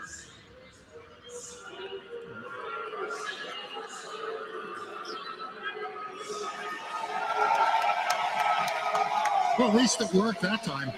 With the 11th overall selection in the 2026 NHL Draft, the St. Louis Blues select from Boston University, Tynan Lawrence. Well, there you have it, guys. Now, I jumped in here, Donnie, before Alex here, because I'm going to give some mad props. I think I've been listening to the talk shows that he's been doing for about the last month and a half, and this was the guy that Alex, for like a month and a half, has been saying, I think the Blues go for it. And then look at this, and in the end, he nailed it. Yeah. And the cool thing is as you notice as the mock drafts were going, you look at all the mock drafts over the last couple of days, and he had dropped down into the 20s by most, right? But the Blues saw some value. They saw size. They see maturity with the collegiate route, you know, and they that size in the middle, like that's just it's a big time pick. And this is one where the Blues have this guy blocked in a certain thing, and they felt they lit. And I talked to a couple of them last week. If a couple of players fall down, like a Chase Reed did, how that would adjust those picks means that there would be a player like this available at 11. Alex, what were some of the other things about him that made you, be kind of waving the flag there for a bit? Well, one, it's the center position, and I mean, I referenced the podcast we did with Doug Armstrong, and we asked him, in your opinion, where's the weakest spot in terms of organizational depth? And he said center. And so I'm like, okay, and you understand it with Dvorsky and Thomas, but then beyond that, Zach Dean was supposed to be a part of it. They've spent some assets to go out and sign those guys, but we've had somebody on who is deep into prospects on BK and Ferrario. His name's Anthony Donati. He goes by the Prospect Don. He's actually going to join us a little bit later on tonight once the other picks are made. But when we had him on, he talked about Ty Lawrence's game. He talked about how much of a playmaker he is, how well he sees the ice. At any time, Kerbs, we interviewed Doug last year at the end of the draft, and he talked about compete is something they always look for in draft selections. Yeah. And the first thing Donati told us was Ty Lawrence is one of the hardest competitors in this year's draft. And so at that moment, the light bulb goes off. But Donati said there's a lot of similarities to Macklin Celebrini's game when he was at Boston University. He said he's not the same guy, but there's similarities in their development. There's similarities in how they play. And he said you could be seeing a guy in Ty Lawrence, if he's 100% healthy this year with Boston because he got hurt last year, you could be seeing a guy that's putting up some incredible numbers in college. I wonder if he had any idea that the Blues were going to draft him because of the color of that suit. I believe he did. I mean, that suit is spot on, brother.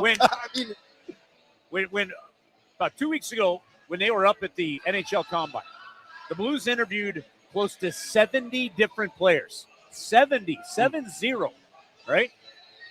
The aspect that I believe that if you go back to 2023, and if you ask Alex Steen about each of these picks, Dvorsky, Lindstein, Stenberg, and then you ask about Jiricek, and then you ask about Carbonneau, there is a common, like two very common themes with every one of those picks who are all different in both position and stature. Work ethic is one, right? Yep. Work ethic is a big one. I guess you could say three. Work ethic, hockey IQ, character. Right. The character thing, I'm telling you guys, is massive for Alex Steen. Massive. Now, that's not suggesting that it is not or wasn't for Doug Armstrong. But Alex, in his conversation, Alex has a very strong belief on what type of individual is needed in the room. How do you pull it together? If you ask Alex Steen about, say, the 2019 team, he'll talk about how great some of these other teams were leading up to that. They just didn't have the same cup success. Yeah. Right? And a lot of it comes down to teammates. This is size up the middle. This is a play like I really started to feel over the last week when it became more and more clear that, and because I never thought a Blues Blackhawks trade was going to happen. I didn't see the Rangers trading out, and I didn't see the Leafs trading out. When it over the last week became more and more clear that it just made sense for San Jose to keep that pick, and then when they traded for the 9th pick, you knew they were going to keep it and go 2 young players. The Blues were really comfortable staying where they were at 11 and going there. Now they get their big centerman. And guys, what's an area where if you go back, say, over the last 10 years, we've shrunk? It's in the size of our centerman. Yep. You know? Yeah. I mean, when you think about that, if you think about the rebuild and the tune-up that led to getting the Cup team, right? Your 2 big centermen wanted to be in David Backes and Patrick Berglund for a while, right? Yep. And Backes was drafted as a winger. Andy Murray turned him into a centerman because we needed a big centerman. Getting big centermen is a big, important piece of the puzzle here. And I mean, look at the Carolina Hurricanes. It's the winning teams, the size of some of these guys. It matters. Where do you think they go now at 15?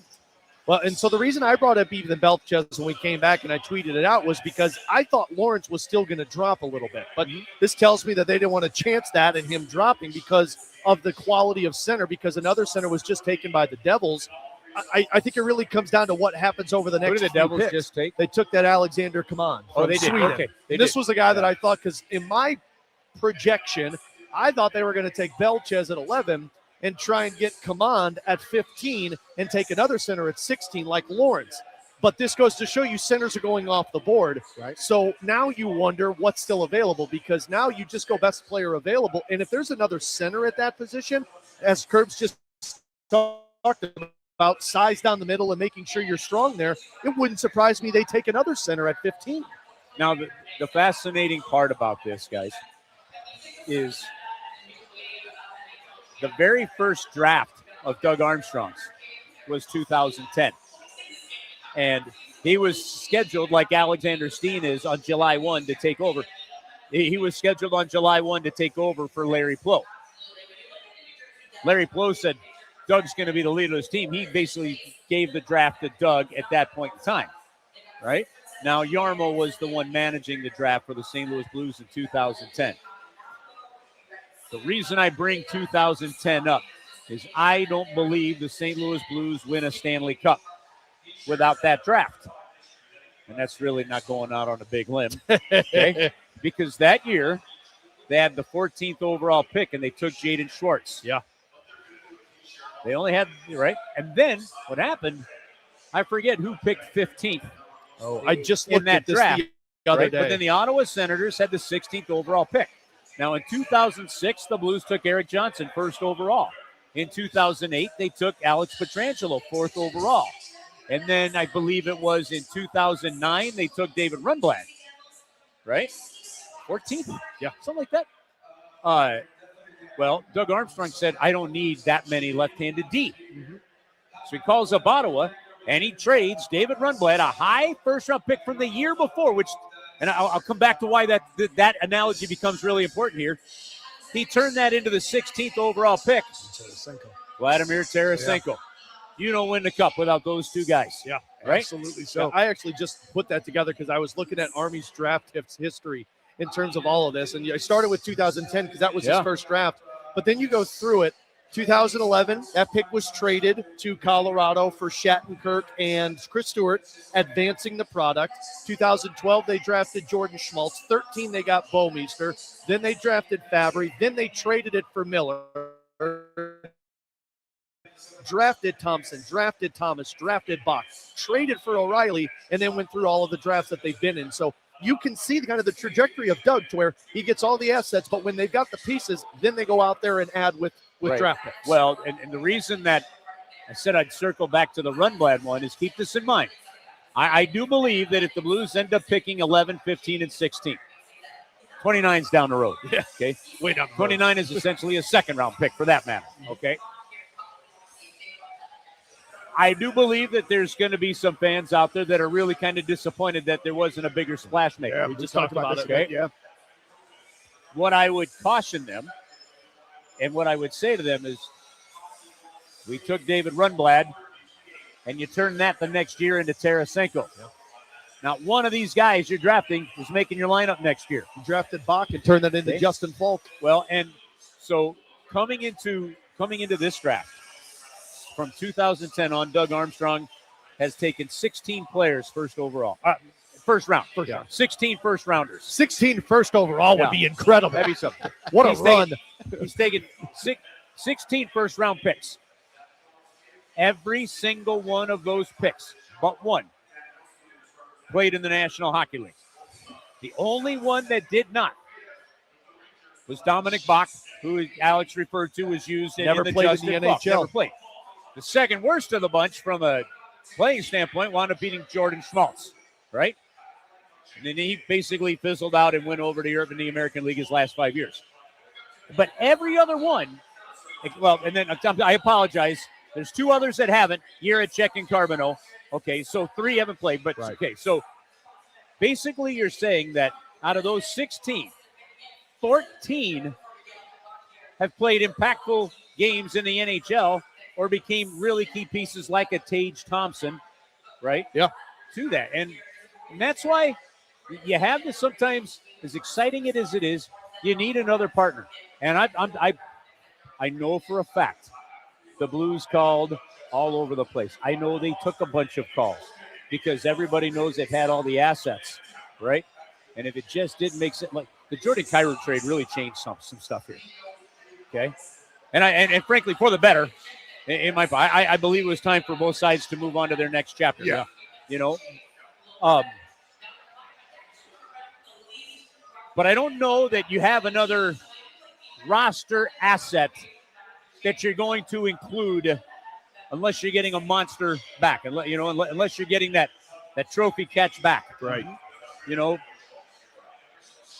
I don't know who else from a roster standpoint you're dealing that has attraction to it with a pick to land you something that makes you better. Once you did that, because you got that kind of time frame aged player in Connor McMichael. And then, listen,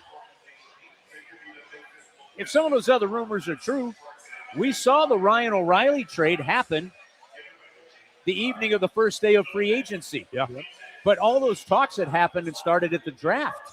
And one of the reasons that it did was on the day of free agency, the Blues wound up signing Tyler Bozak, re-signed David Perron, right? They looked at the players they had. Patrick Berglund's agent made a fatal mistake in not submitting a no trade list, and all of a sudden the things were there, and you're able to trade for Ryan O'Reilly. And don't forget something when I talk about the commitment of an ownership group. You know, the Blue. We were out there at Centene. Actually, it was the Mills, waiting in case something happened. We were, going to film some stuff. We were told we're done for the night. Send us home. Yeah. Got a phone call from Trevor. Says, "Hey, you got to get back up here." Drove back home, back up to the Mills. We just made a trade. And this was after that. Like literally, even Doug Armstrong thought they were done, and they had made this trade for Ryan O'Reilly. At midnight that night, the St. Louis Blues had to transfer $7.5 million to Ryan O'Reilly for his contract. So like, so it can go down at any time. Yeah, I mean, so any a time. lot of seeds are planted. Yeah. Tim Taylor just told us some things. There's a lot that you kind of get excited about that doesn't end up happening. But a player drafted this year becomes a chip. If you have a good start to the season, a player drafted this year becomes a chip that gets you that player at the deadline or something like that. And that's how this thing works. And that's what we were talking about. Is it that it is not a disappointment if 4 players are picked here in the first round, because again, it just gives you more ammunition. Period. Point blank. End of story. It's not a disappointment, but I could understand. I understand fans going, "Oh man, I wanted fireworks." Yeah. I understand. I wanted Robertson. I wanted Kachuk. I wanted one of those big trades. Okay, so while we were talking there, the Islanders just selected defenseman Malte Gustafsson, which does leave Ethan Belchez still on the table. And this is a guy that I feel like I've heard that the Blues really liked. Scott Wheeler put this in his mock draft that the Blues were really interested in him. I really wonder if this is the spot now, because the Blue Jackets are up and then it's back-to-back picks of the Blues. I really wonder if you try and move up here, or you take your chances if you believe Columbus isn't going to take this kid. Okay, so because you have 3 third-round picks that could also help you move up in the draft. One of the challenges with the decentralized draft, the way it's happening now, is you're not seeing guys go from different tables to talk. You're not seeing conversations happen as guys are passing. The Blues are going to look at different people that do mock drafts that they trust. They're going to talk to other people. How have you had this conversation? And they're going to try to gauge where Columbus is. If they look at this block of players, this next block of players, and they say Belchez is leaps and bounds better than anything else in there, and they feel that Columbus is, then they make the call and say, "Are you interested in moving this?" And if they are, okay, what's it going to take? Maybe we change you this in the 15th or the 16th, whatever, to get that. Columbus says, okay, well, if you do this, we'll make the trade so long as you don't take this player. Like, we'll make the trade for your 16th, right? Or even for this, so long as you don't take this. Like, those kind of things could happen. But they'll get a really good gauge of what Columbus is doing, and then sometimes you can't get a deal done anyway, and then you hope. Then you wait that you just sit back and wait. Like, guys, they felt last year. They felt last year that Carbonneau could go as high as 12. Yeah, I remember Doug telling us that. And then they knew where some other teams are going to be picking. They kind of figured out, they realized this guy's going to drop with us. And they were ready to trade up a couple of spots to get him. But then they realized through the research with others, he's going to fall to us. Yeah. And so they didn't have to trade up. Yeah. That same process is what they're doing right now, if what you're saying is what they're thinking. So let's do this, because I don't want to get into a spot where we need to take a break and we're about to pick. So let's take a break, and when we return, we'll find out if there's a trade. If not, the Blues will be on the clock. It is the NHL Live Draft Show. Donny Fandango, Chris Kerber, I'm Alex Ferrario. Huge shout out to our sponsor, Jules on Hampton, for helping us out here tonight. We'll come back and react with the Blues on the clock with pick number 15 next year on 101 ESPN.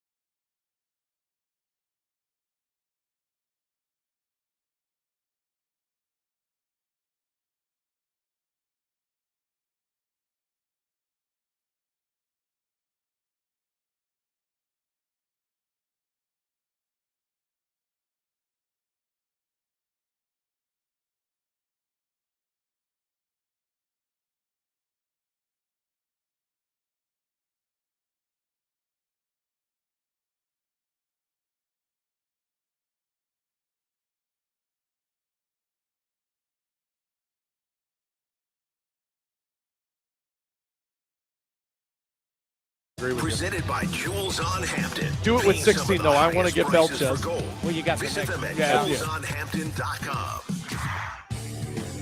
I just audibly screamed here at the NHL Live Draft Party because during the break, the Columbus Blue Jackets didn't trade the pick.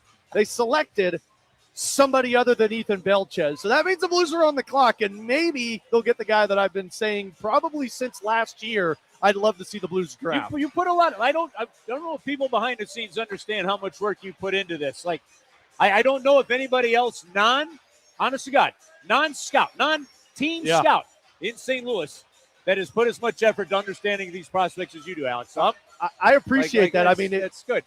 This is the fun part for me because you see these guys and I give a lot of credit to a lot of individuals who do this work. And we're going to be joined by Anthony Donati a little bit later on. He's been texting me. He just literally texted me when they selected Ty Lawrence. Yes.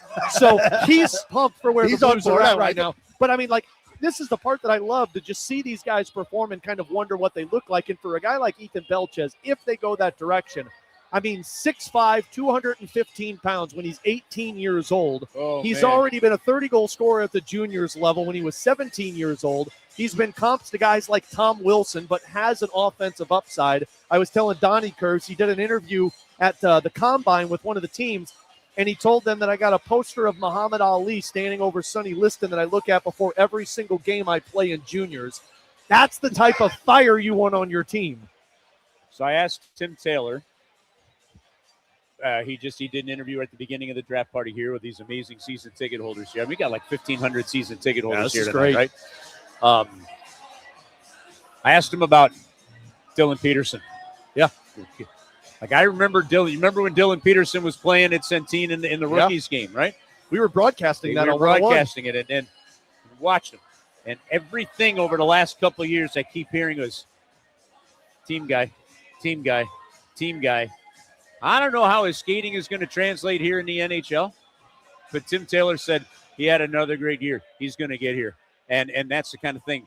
I get excited about that because he brings an element, and the way you're describing brings an element that this team does need. Real quick, Curbs, we got to trade. Blues have traded 15 and 29 for Mason McTavish. Whoa! According to Elliot Friedman. Holy smokes. Elliot Friedman just put it out that number 15 and 29. This.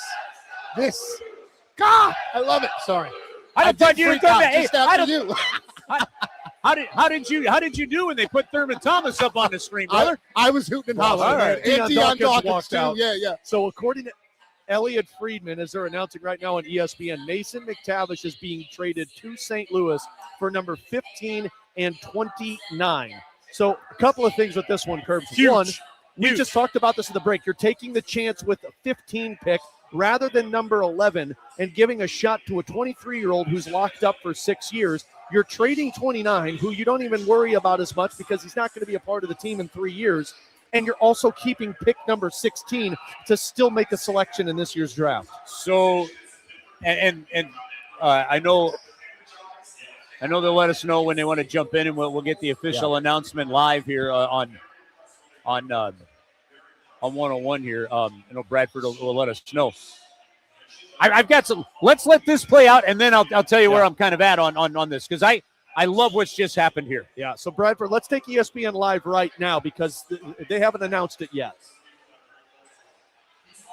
So the Blues, I mentioned Doug Armstrong, final week as GM. He'll move up. And Alex Dean will take over, the former popular Blue. And I want to get back into something on Mason McTavish. I spoke to some people that are very close to him. He's always been jacked. He's stacked, which he has like an old school built G-taper back. He's jacked. I'm told he's trying to train a little differently this offseason to get a little bit more slender, even though he's still in great shape, Greyhound. But to be a little more in between.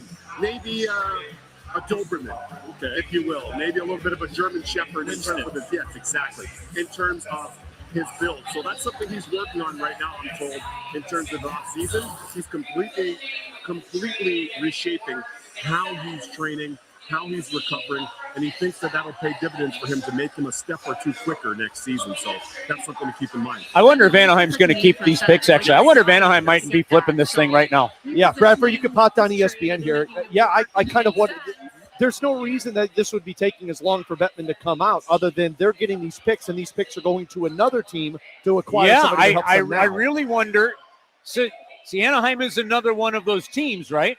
Yeah. Okay. McTavish wasn't going to be a Quenneville guy. That Joel, I think, made that pretty obvious.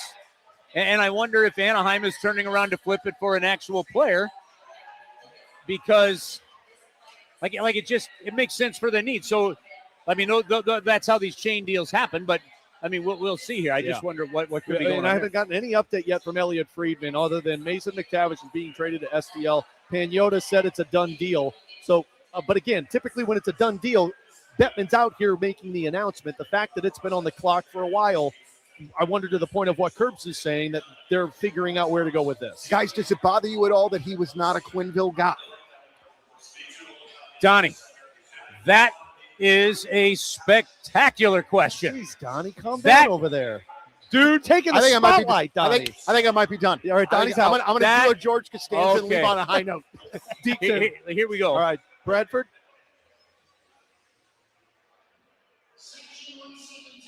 Hold on, we'll get to it. This is a little delayed from what we were seeing. We could skip this one with the announcement here because they're hitting the trade siren. We'll join ESPN once they come out to announce the pick. But it looks like it is confirmed. Blues acquire Mason McTavish from Anaheim for the 15th and 29th overall selection in this year's draft. So 2 first-round picks are traded to Anaheim, and the Blues will bring back the 23-year-old forward who is locked up for 6 years at $7 million. So back to the question while we have Anaheim on the clock now before the Blues will select at number 16, because they keep the 16th overall pick, Donnie. You're getting a former 3rd overall pick in Mason McTavish, a 11th overall pick in Ty Lawrence, and coming out with the 16th overall pick as well. But back to the question for Kerbs, because it's a question that I've brought up to you before, Kerbs, on BK and Ferrario. How concerning is it that Mason McTavish wasn't a future Hall of Fame coach's preference in a must-win situation? I think it's actually a really good, interesting question. And I say that because Joe Quenneville has a certain style. And when we were out there late in the year, I talked to a couple of guys. I talked about couple of guys that, and I apologize, I'm getting a couple text messages from our digital team. I want to make everything's sure I do blowing up. But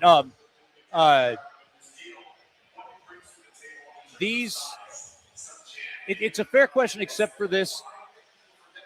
He's been around that organization a little while, right? They've got some other things coming. Leo Carlson really started to go, there were some things happening, and they look at it like we may not have that same slot for him with that dollar figure on it as when they originally signed him. Craig Conroy under Joel Quenneville was nothing more than a 4th-line center. They traded him to Calgary. He centered Jerome McGinley and became a 70, 80-point player for a good number of years, signs a big free agent deal with L.A., still doesn't get done there, goes back and produces again with Calgary. It's a great question to ask as to why and to what. Yeah. What I would tell you is, I got to think the St. Louis Blues have as great a scouting report possible on him because of Greg Cronin. Who Jim Montgomery's assistant. Absolutely. I didn't even think about that. Who had his best year under the Anaheim Ducks, too. If you look at his stats, he put up the most points when Greg Cronin was his head coach, and it was the 2nd year of Greg Cronin putting up the best points. But he also was his best plus-minus rating. I think he was a -15, -13, and -27 in the 3 years. And then the 1 year, the 2nd full season under Greg Cronin, he was an even 0 in plus-minus. So that's the part for me. And we talked about this with Pedersen when I was trying to sell you on that, Donnie. I would trust this staff to do its due diligence as much as possible on the player that they're bringing in, because I don't think the first move that Alexander Steen wants to be a part of is somebody that you're not sure if they mesh into what you're trying to accomplish. Yeah, you're that is not going to be move number 1. Doing that. Grace's daughter just hopped on, and she is jacked. Oh, she is. You know Gracie. You know how much. I know Gracie is pumped. She was all upset she couldn't get the stream certain way she got it, so she just FaceTime me, and she's like, "Oh my gosh, you don't need it." I love it. Okay, couple of things here. Here's what I love as we wait to see how this transpires. Just don't take Belches. This might be the best night ever for me. But we just talked about how you manage and get they got a really good player that they're hyped on. And again, I have here's your pick, Alex, coming in. Oh my gosh. Don't take Belches. Don't take Belches. No, it's okay, Bradford. I'll just announce it. Let's go! Belchez is still alive at number 16. My favorite part is that I'm not the one freaking out the most. Okay. That's it. So before the Blues do this, I know we got to take a break because we got backed up a little bit. Actually, I don't think we need to be taking a break because the Blues are going to make a pick here. Real quick, We'll save it. Again, fans keep hearing me say this. The quality of this scouting department has earned the benefit of the doubt, I think, from 100%. fans, especially their amazing skill to find terrific players in the late teens and 20s. Mm-hmm. The fact that they kept the 11th pick, right? Wait till then. No, we don't want to give you the 11th for Mason McTavish, right? Or nothing happened. Now the 11th's gone.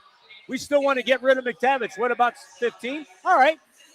We'll look at that, right? The Blues now then get a 23-year-old with a lot of upside, a lot of growing to do with this young team already. They've got another young player with McMichael in the Kyrou trade. I mean, and every player seems to be sliding into some slots that goes right along with what Doug Armstrong said. So a couple players to help the NHL roster. You're keeping the pipeline going, and you still have the 16th overall pick, not the 20th or the 25th. Yeah, right. The 16th overall pick. And you could have that 14, 16, 20, 10, right? You got a 10, and you got an 11 and a 16 now, and a Mason McTavish out of this thing. Yeah. And a Connor McMichael. And with the cap the way it is and a Blues salary structure, with the moves that they made to clear some salary, there's low risk right now to this. Right. What are you guys doing at 16? What is it? Best player available? Period. Or so they I know what Alex is doing. Yeah. I don't know if you guys know or not, but Belchez is kind of a big deal for me. But never mind. Sorry about that. The I thing answered about my it, own though, question. It's like I haven't been listening. The thing about it, though, is, I mean, like, you also wonder about the center. They got a kid, Oliver Savanto, who's a Finnish player who has been comped to Barkov in terms of his play. You haven't taken a defenseman here yet, but, I mean, they feel like they're in a pretty good spot with their defenseman with what we've talked about, and you're keeping Juracek. I mean, for me personally, Belchez is where I'm going to go because, to me, this was a guy, and again, I'll show you this depth chart, Donnie, that had him. Ethan Belchez was the third best left winger out of all of the options in this year's draft. So, and again, I got a prospect guy who's going to join us after they make the selection who was texting me. He texted me after they selected Ty Lawrence, and he said, F yes. And then he responded, he said, if they get Ethan Belchez here, it's the best draft of the night. I love the pack. Sorry, Kerbs is negotiating with his on-stage presence. This is what happens when you got it's live radio, buddy. We get celebrities on the Last Minute Blues podcast, Donnie, and they've got stuff that there's the people want more. And I understand that. I also love that they're like bickering back and forth with each other. No, you go. No, you go in this one. I would go Belchez here because here's the ordeal for me. I've upgraded the center depth. On both the NHL and the AHL roster, Chris Kerber's got to go do some duties for the Blues. He will be back in a little bit to break this down with us. You've upgraded your center depth. Yep. You've upgraded the pipeline with Ty Lawrence. As much as I think that, yes, you might want a defenseman, I think it's too much of a reach to draft a defenseman at that spot because the top guys have been gone. I think I would be focused on Ethan Belchez or Oliver Savanto. Because to me, that's about the guy that you're going to get in this tier, and you're taking the best player available. And Belchez, to me, makes so much sense because how do the Blues like to play, Donnie? How do they like to play? I mean, in a perfect world, I mean, they're playing fast, and they're playing tough. And they're playing big in front of the net. Yes. So one thing we heard Jim Montgomery talk so much about this season, we need more guys that are willing to go to the front of the net. Yeah. Now, Ethan Belchez isn't the prototypical power forward. He's more of a big body guy that's likes to shoot, but he's not afraid to get into the nastiness if you have to. That makes so much sense for the Blues at where they're at. Yes, you're adding another winger to your system, but you've brought in McMichael. You've brought in now Mason McTavish. You've got Dvorsky. You've got Thomas. You've got Ty Lawrence. You have so much versatility on your team now that, one, even if they all don't play, guess what? Those can get traded for something that you need if you need a defenseman. And two, centers can become wings. Wings can move around. The versatility is where I'd go. I'd go get the guy that plays with size and nastiness. Well, I mean, it's at this point, it sort of seems like it's shaping up to be an almost best of all worlds sort of situation for the Blues. I mean, this has been I mean, it just seems like in the last half hour, 45 minutes, this is all kind of, everything's coming up Blues. Well, and we spent the segment at the beginning of this hour. So literally about an hour ago, we spent a segment talking about how people are going to be disappointed if they take 4 picks. And I said at the beginning of it, I don't believe they're taking all 4 picks, but there's a chance that they take 3 of them. There's a chance that they take 2 of them. The fact that you are still, I thought 2 would be 11 and 29. I thought 15 and 16 would be the ones that potentially get moved.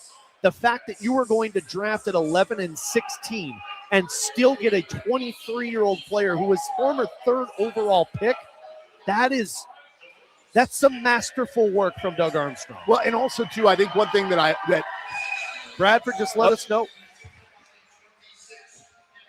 We're just going to take this live, Bradford, so don't worry about it.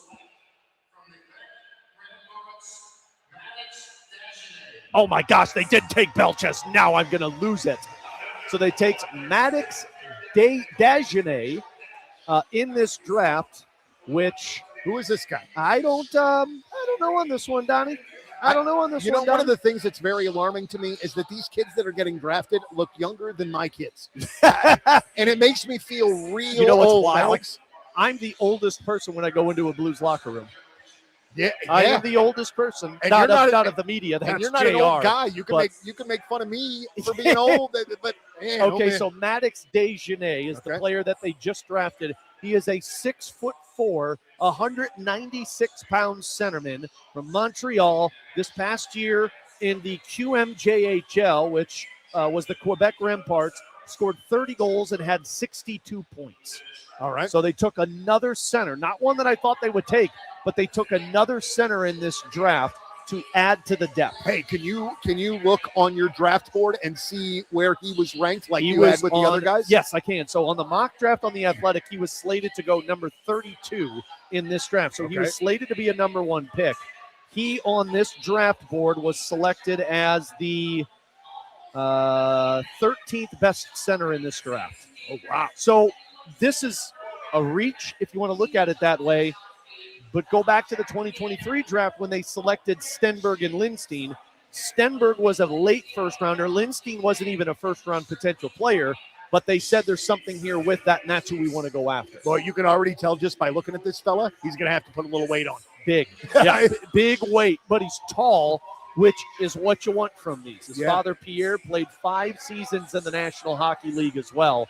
So number 16, which, damn it, I am devastated, is not even Belches, as I had 2 shots at it with 15 and 16. We won't let Maddox Dagenet know that I'm upset about this, but the Blues. It's nothing personal. No, it's nothing personal, buddy. They still got a big dude, though. He's 6'4". He's a centerman.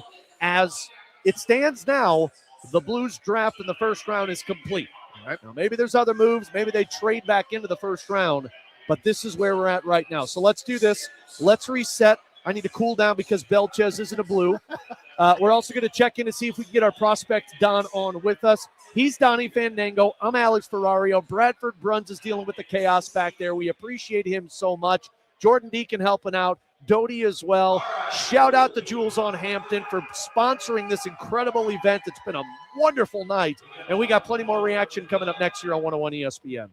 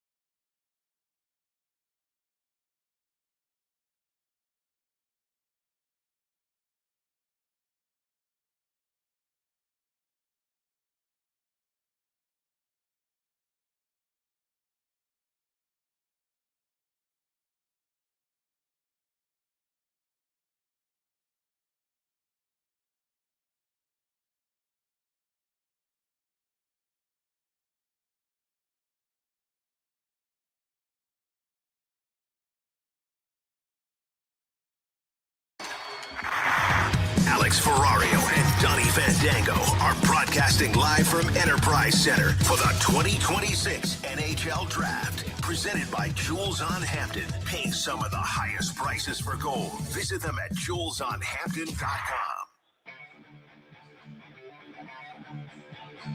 All right, we're back at the Enterprise Center.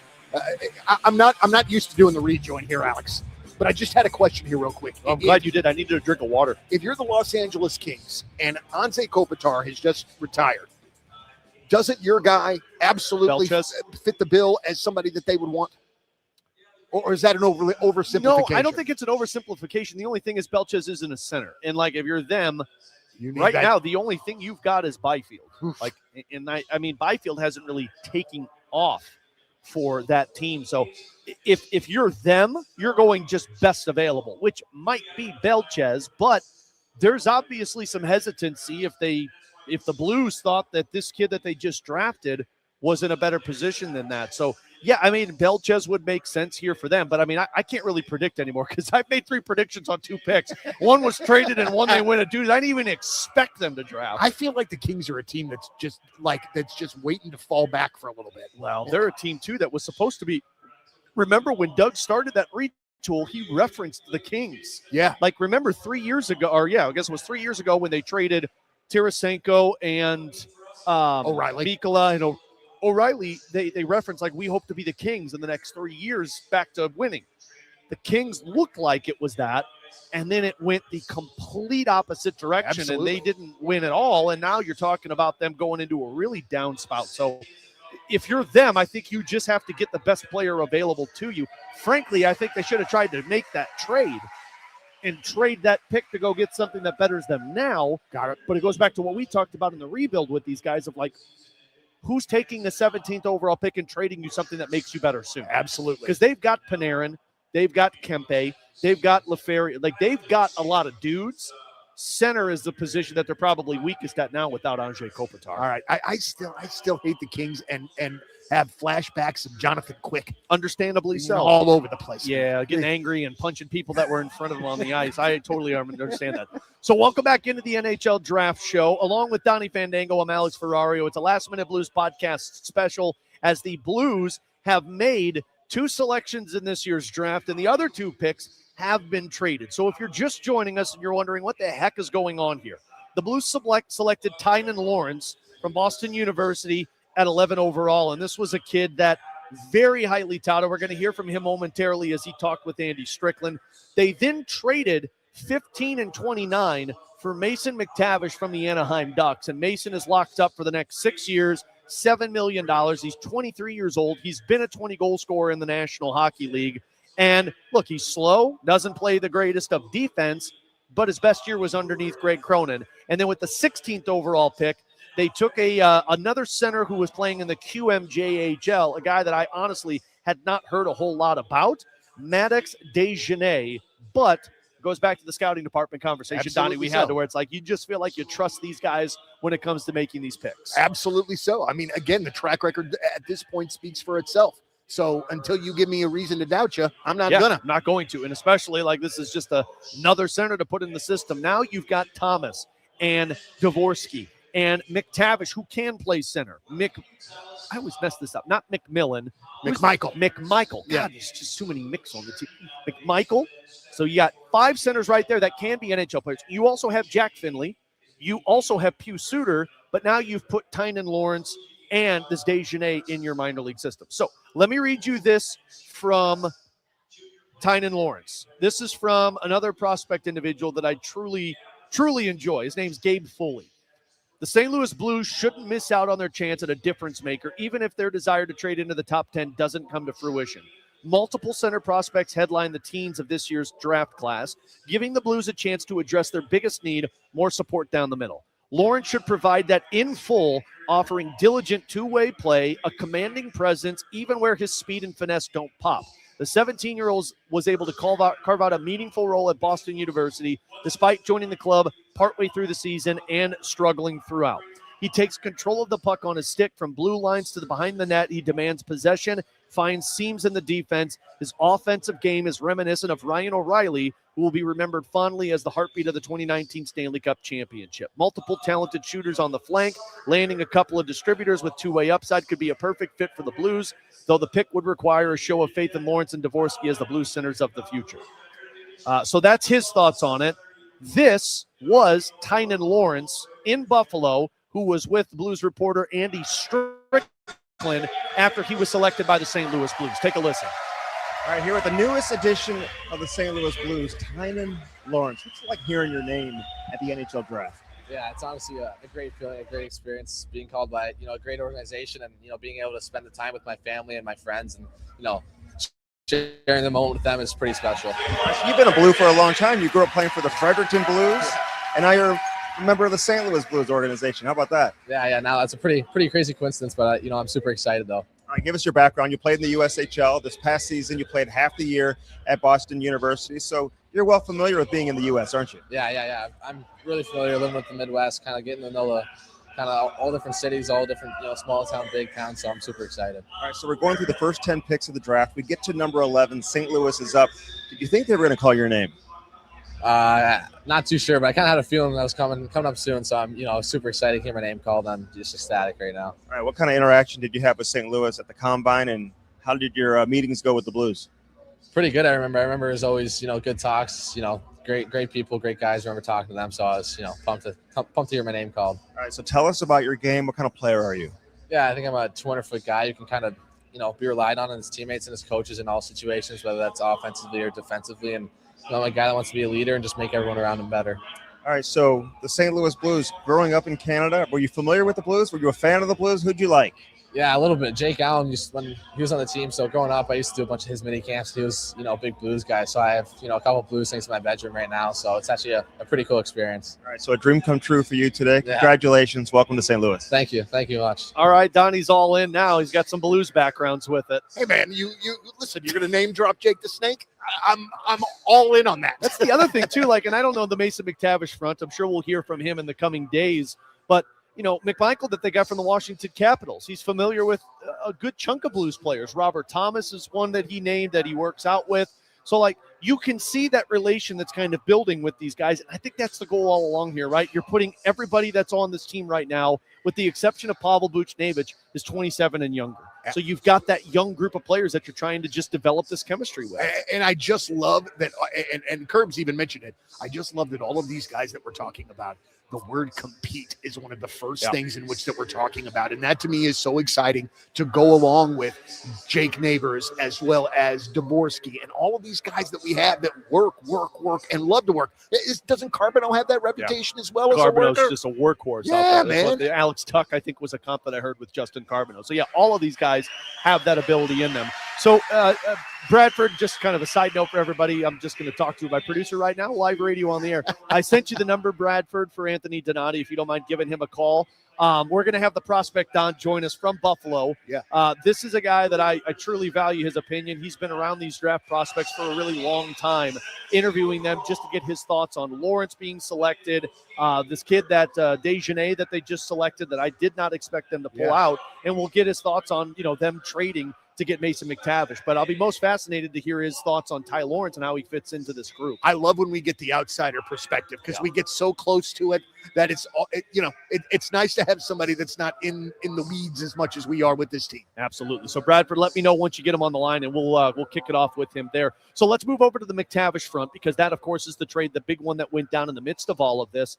And we had the conversation with Kerbs, the concern of Joel Quenneville not wanting to use him is a legit concern. And I'm not afraid to admit that. It's what we talked about early on in the show, Donnie, of look, these are all chances and risks of you making trades, selecting these guys or wherever you go with it. I will say this, though, getting a 23-year-old into this system that you're hoping to kind of mold into what you want, it's good to do it at a 23-year-old's age when he's been a part of losing teams. That's the one thing that you kind of have to put into this. He was a part, the only winning season they had was this year in Anaheim. Right. The previous three, they've just been a bad team.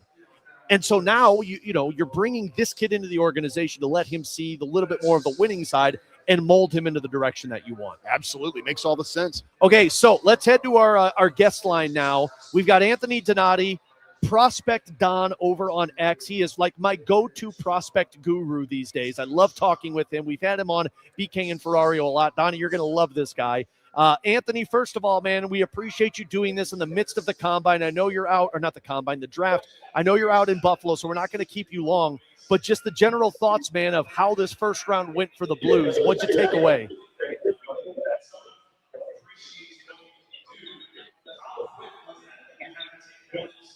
Not sure if he can hear me. Anthony, do you got me, buddy? Oh, I got you now. Sorry about that. Hey, we won't keep you long, but just give me your thoughts now that we've seen this first round. Looks like it's probably done for the Blues. What do you think, man? Yeah, this is an interesting going forward. Surprise. We had Keaton Verhoff on 9 to the Sharks, but the Blues is good. You know, they got who Alex wanted and Tynan Lawrence at 11. I think that's a great value pick. They picked up Maddox Dagenet, which is a really good pick as well at that range. And then they get Mason McTavish. I think that's a pretty good draft class. People are pretty decisive, or I guess it's split between did the Blues win or the Bucks win. So I think that's good overall. And yeah, this draft's been really fun. It's been really busy, but exciting to see every pick. Okay, so first of all, they didn't get all the guys I wanted, man, because I was really hoping they took Ethan Belchez, and they traded the one pick, and I'm like, oh, my God, they're going to get him at 16. They didn't get him there. It's fine, but let's start with Tynan Lawrence, because we had you on a few weeks ago, and we talked with you about this kid, and, you know, we've talked about how he got some similarities like Macklin Celebrini, but, man, I really thought he would be gone by the time 11 rolled around. I know he's dropped in mock drafts, but, man, what did the Blues get in this Tynan Lawrence? Yeah, Tynan's great draft pick. I mean, really good defensive center that has a lot of offensive upside. If he wouldn't have went to BU this year, he actually would not have been in the spot. So it's really lucky that he did. He's an incredible center that played really well with Muskegon. In the USHL, I mean, he was the top player in the entire league and just so dominant in the playoffs. Even this one season last year, he had, I think, 18 points in 14 games played. It was a great season with him playing with a bunch of first-round picks as well. So there's no complaints on getting Tynan. I think that was the exact right guy the Blues wanted, and that's an incredible pick. What do you think as far as the arrival time goes for this player? And I know that as a fan, I get real antsy about that sort of thing. But honestly, how long do you think until we see him in St. Louis wearing the note? I would say 2 years, maybe at the end of that second year, because he's going to go back to BU for 2 more seasons probably, and he's actually going to play with Caleb Holtra, so I think that's going to be fun as well. But I think that, like, overall, you get 2 years with time there, and there's a place for a roster spot or go to the AHL, which I think either one is a good option. Okay, so the other one, Anthony, and we'll get you out of here on this. Maddox Dagenet. This was a guy that I did not really expect to see. I thought he was kind of deep down in the mock drafts that we saw, but is this kid better than what most believe when you don't see him in mock drafts? Yeah. A lot of people are top 15, top 16, sure. I was talking about there in some areas as well. I think that I had Maddox going to the Blues in a couple of them, especially after the trade too. And this is a guy that has an incredible reverse hitting style. You can't push him down. He's a big kid with a lot of offensive upside. His father, Pierre Dagenet, obviously played in the NHL for a long time. This is a guy that has a ton of potential, and I think that if he continues to develop, so what we see is being a player that can be a top line player, like top 6 player for you, and really give you a lot of different things because he has a really good motor. He has a ton of raw potential as well. I mean, he came on really late, honestly, as well in the second half, but Maddox is a really good player. I'm surprised that more teams didn't pick him and more people didn't mock him into the top 16, but I think that this was the range we knew he was going to go in. Final one, Anthony. I lied. I got one more for you. McTavish, and I know you're the prospect guy, but you're a hockey guy as well. So you've talked a lot about, a little about Mason McTavish. 15 and 29. It first was rumored that 11 was going to be going for him, but now it was 15 and 29. Do you think that's a good trade value in the sense of the Blues moving those picks to get a guy like Mason McTavish, or would you have rather seen them take a player at 15? I would have, like, the 29th pick is nearly a second-round pick in this class. I think there's only like 25 first-round pick grades for most people, 24, 25. I honestly think that that's like a wash. I think that he's worth a first-round pick, Mason McTavish. So based on this trade market, I actually don't think it's an overpay at all. I think it's just fair range, and he has a lot of upside. So you're getting a chance on a guy that has the floor to be an NHL player because we've seen it, but also the upside to be even better. You saw what Bowen Byram went 4th overall. I think, it's one of those situations where, like, the Ducks did get good value. They squeezed out what they could from a player that people knew was not going to stick around long term for the Ducks. But at the same time, I think the Blues jumped at the right price. And they also have more picks tomorrow, so it's not like the biggest thing in the world. But, like, I would say since you already took Tynan and Maddox, like, that's a good pick because I think they didn't know if Tynan was going to be there. Because we even discussed, like, we didn't think that he could be there before. I think then you saw a couple of players that went before then, like Daxon. There was so I think that overall it wasn't a terrible trade. I think it was fair value. For me, it was just that Ethan Belchez was still on the board. I would have taken Ethan Belchez and then probably taken Xavier Villeneuve if he was still there at 29. But I think that you can't have all these prospects. You can use some assets to get some good players. Yep, I totally agree with that. Anthony, man, thank you so much for the breakdown. I think we only had you miss 1 or 2 picks here. So luckily I didn't take up too much of your time, man, but appreciate it as always. Go enjoy the rest of the draft, and we'll talk soon. Of course. Thank you guys for having me. Awesome. Anthony Donati, the prospect, on with us. All right, let's reset, Donnie. We'll take a break. We'll come back. Curbs is back with us, and we'll react more to kind of where the Blues are at with things. It is the NHL Draft Show live here at Enterprise Center, sponsored by Jules on Hampton. He's Donny Fandango. I'm Alex Ferrario. More next here on 101 ESPN.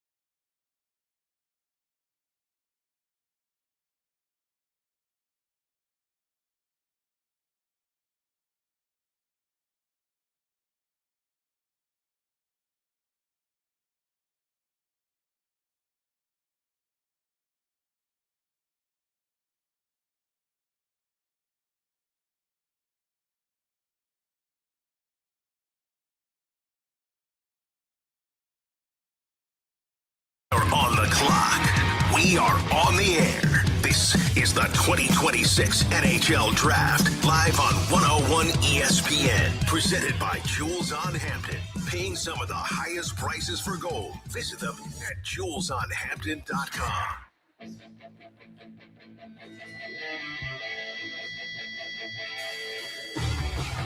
Well, Donnie, we made the worst decision possible. We had them drop off some Shake Shack in the middle of a commercial break.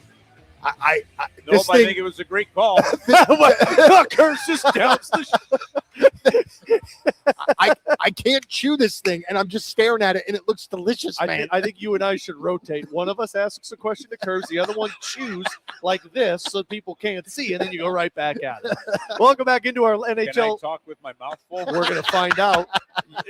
Being around you for 10 years as a broadcaster, you could do anything. Believe me, I've seen it. I've seen you do interviews with 3 people while calling a hockey game, and incredible stuff with that.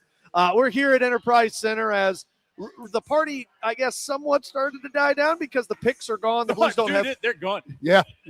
They ducked out the moment that Mason McTavish. I just assumed they ran down to the ice and they're celebrating in the streets right now. But the Blues' first-round picks are gone now. If you're just joining us, 11 was traded for Tynan Lawrence.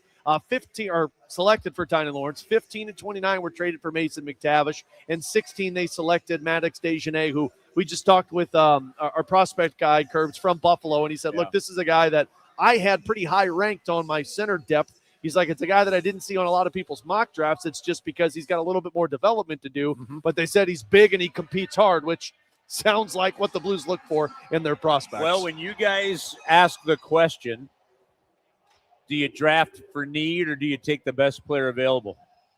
Now that you look at what the Blues just drafted or traded for in these last 2 days, it's pretty doggone clear that the Blues were looking for centermen. Yeah, absolutely so. Yep.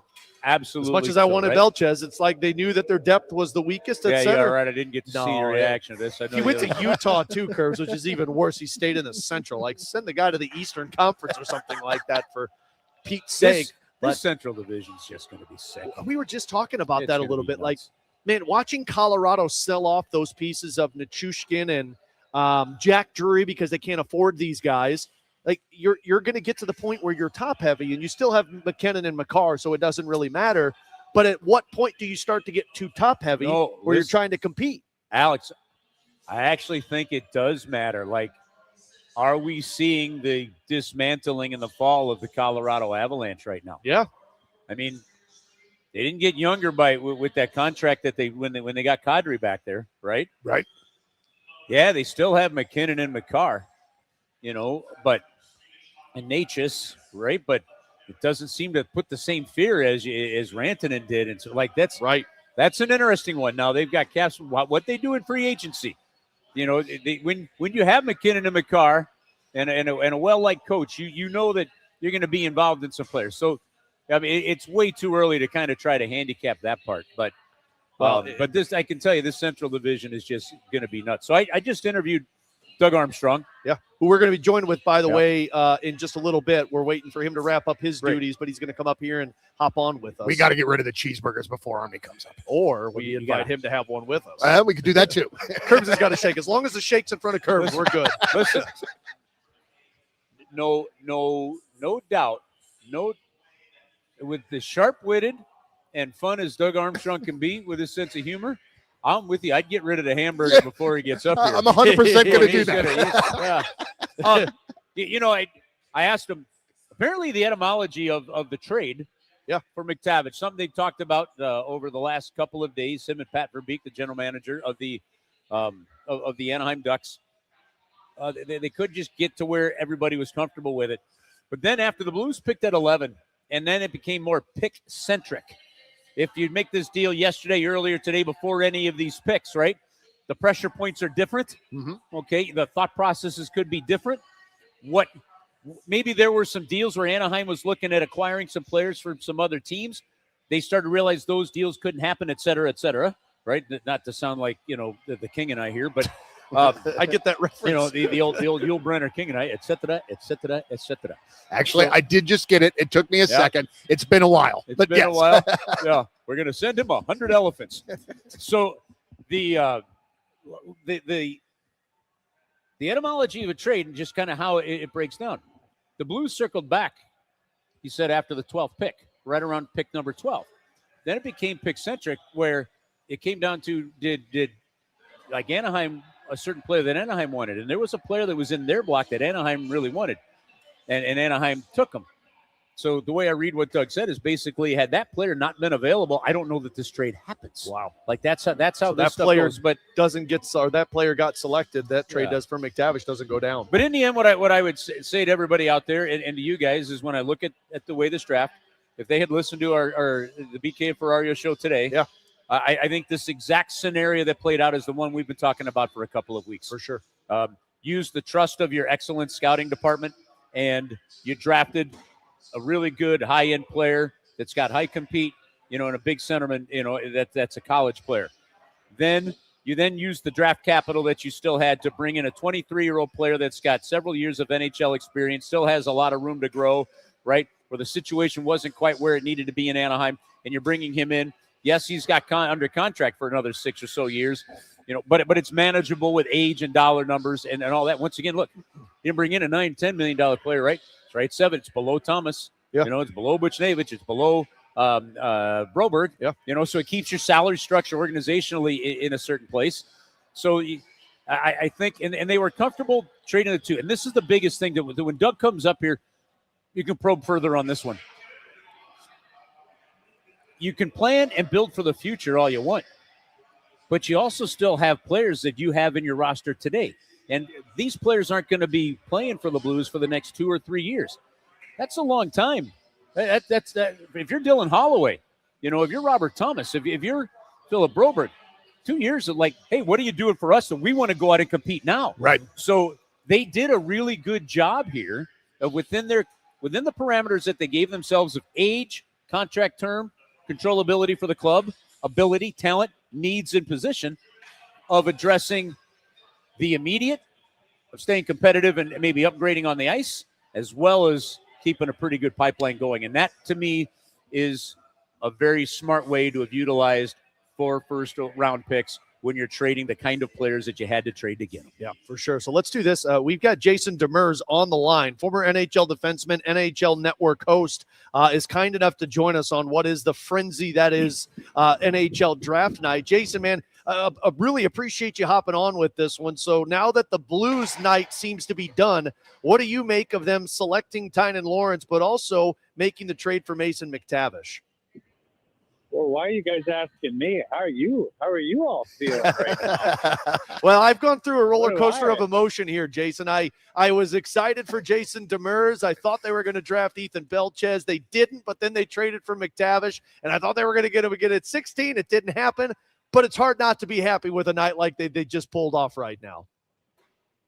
Yeah, listen, Mason McTavish is a great centerman in this league. I think he needed a change of scenery from Anaheim.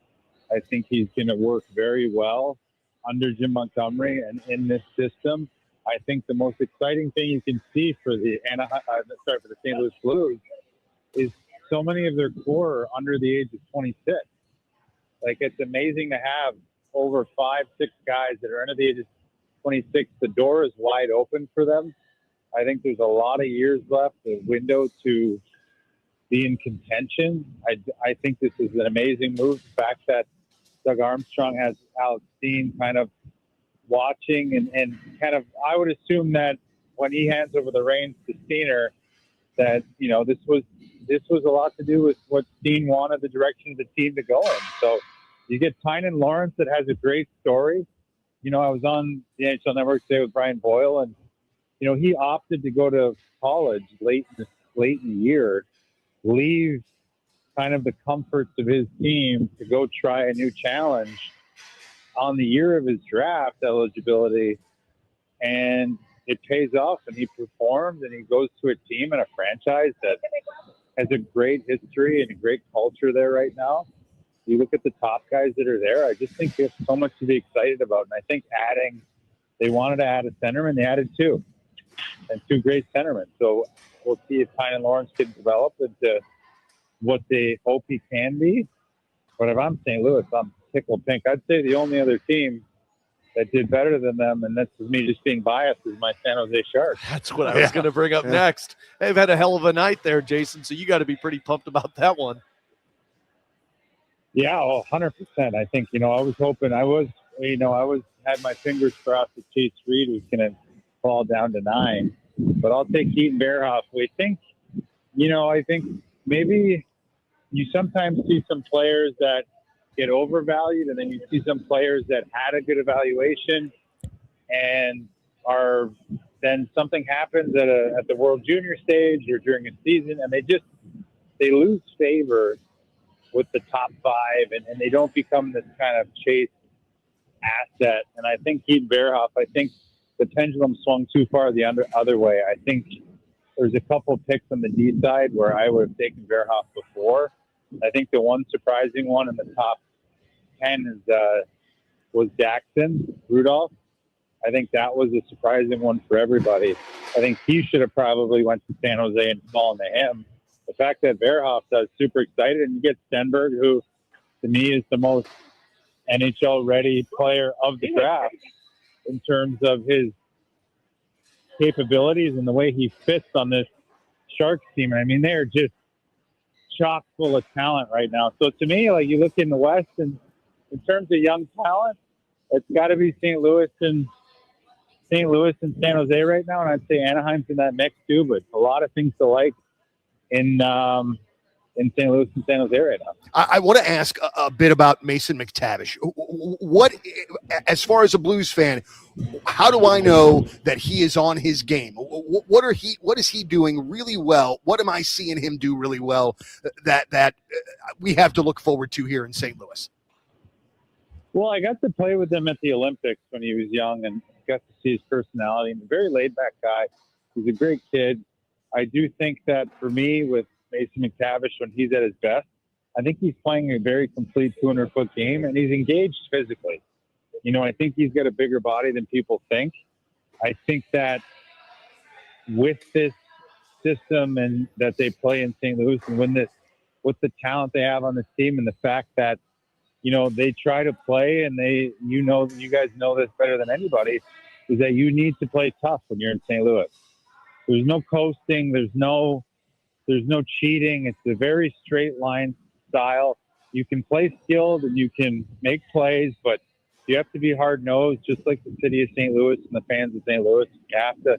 You have to respect that culture. And I think Mason McTavish is going to fall in line there, and I think he's going to flourish in St. Louis. I think he's going to have a very good year next year. And, in that Central Division that's so difficult, they're going to need him to be what he was drafted to be when he came into the league. And that is just a stout two-way centerman that can provide a lot of offense, but also can be very difficult to play against. Hey, Jason, it's Chris Kerber with you here, and thrilled to have you on with us, and thanks for your time tonight. Watching you all those years in San Jose and sitting up and calling the games up, you didn't up there. Watch me. Well, I should see. So I'm one of the Blues broadcasters, so I watched you plenty, right? I used to bang guys up all the time. That's right. Well, I just sat next to my partner Kelly Chase, and I felt very comfortable. So I'm fascinated by one aspect of teams, and like you mentioned, that like the Sharks and doing what they're doing. And Doug Armstrong in an interview I just did with him about the moves that the Blues made tonight mentioned this. Like when you're drafting players, not second overall like Stenberg, but if you are drafting ninth or something, like your expectations are that player isn't going to impact this team maybe for a couple of years yet. And then when they do get here, there's going to be growing pains. Well, that's a long time. Like you get the feeling like a Celebrini's and some other Sharks are really ready to step into the let's go mode. And as a general manager, the challenge to continue to build so you get that base and foundation to build a winner you need has to be balanced with still making sure that you're feeding the beast that is on the ice right now. Because players, like when you were playing, players, you're not sitting there saying, oh, yeah, I want to be part of a rebuild. Like you're saying, hey, I want to go out there and try to win games. So like from your experiences with several different teams, you were part of San Jose when everybody was when you started really getting going with Thornton and everybody and those guys, and had a couple of really good runs in there, and then even part of it towards the end when you were with Phoenix. Like, take us into the idea of maybe a San Jose Shark or a St. Louis Blue, a Chicago Blackhawk or something like that, where they're trying to get back into some better relevance as a player, but that your team still has to do some building behind it. Yeah, well, part of it's on the players, and as a player, you can't really think about like, hey, we need more pieces. We all go in every season being like, we have a good team. Like, we have a team that can do some damage.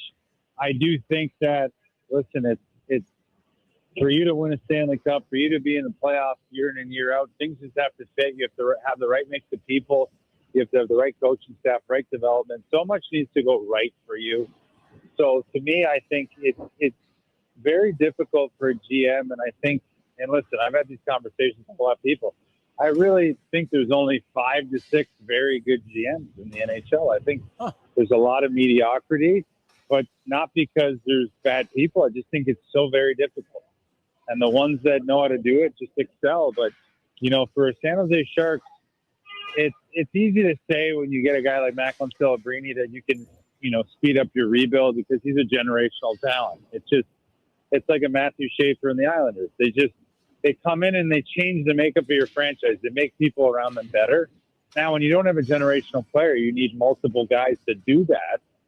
So you look at a St. Louis and you have a Robert Thomas. They were hoping Kyrou was that. It didn't end up being the case. So they try to bring in somebody else.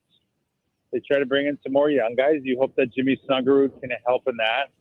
You hope that on the back end, Philip Broberg can be that kind of safety net for the team. You just hope that all those pieces together create this team that knows and learns how to win. And I think, and also believes.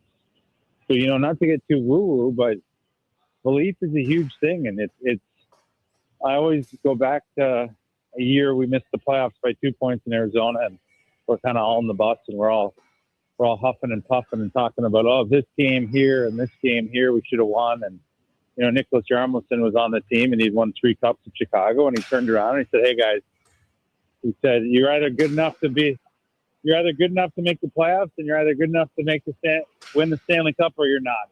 Simple as that. There's no what ifs and what could have been and things like that. So you have to kind of just look ahead, try not to make the same mistakes you've made as a GM and as a player, but more so for a GM. And you have to just build something that you believe can win a Stanley Cup and make the playoffs. And then you have to instill that belief into the players, and they have to believe it themselves, because without that, with any doubt, you're not going to, doesn't matter how good you are, you're not going to do anything. So I just think that it really comes down a lot to mindset. And then obviously you have to find talent, but you look at a lot of the great players, 90% of that talent is between the ears. So I just think that what they're trying to do in St. Louis is really build that culture, find players that want to be a Blue and want to bring this team back to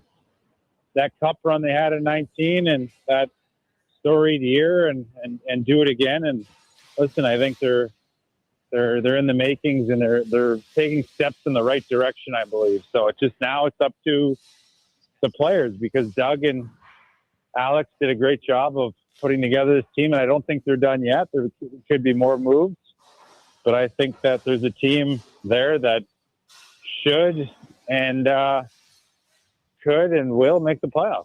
Awesome. Well, Jason, man, we appreciate the time on a busy night. I'm sure you can check Jason and his team out over on NHL Network. Appreciate it, man. Enjoy the rest of the weekend, and we'll talk again soon, hopefully. All right, buddy. Have a good one. All right. Thank you, both of you. Thanks, and have a great night. Thank you Go very Blues. much. Just kidding. The former San Jose Shark himself. So we are going to keep this thing here because we have Blues President of Hockey Operations, Doug Armstrong, who is going to join us right now. So we'll just stay kind of on the line here. We got a chair for him right over here. So we'll have Doug pop down here with the headset as he's joining us here on the NHL Draft Show, as the Blues Draft Night is officially complete as the picks are still being made. But of course, the Blues made that trade with Anaheim. Well, for the moment. Well, that's true, I guess. I don't know if another trade's going to happen though with Doug here. The phones could still ring. but an earlier night, I guess, for Doug Armstrong compared to waiting for pick number 29 to roll around. Yeah, we got out of here whenever I get home to watch the late news, so we had to that quick. You got to have goals in life.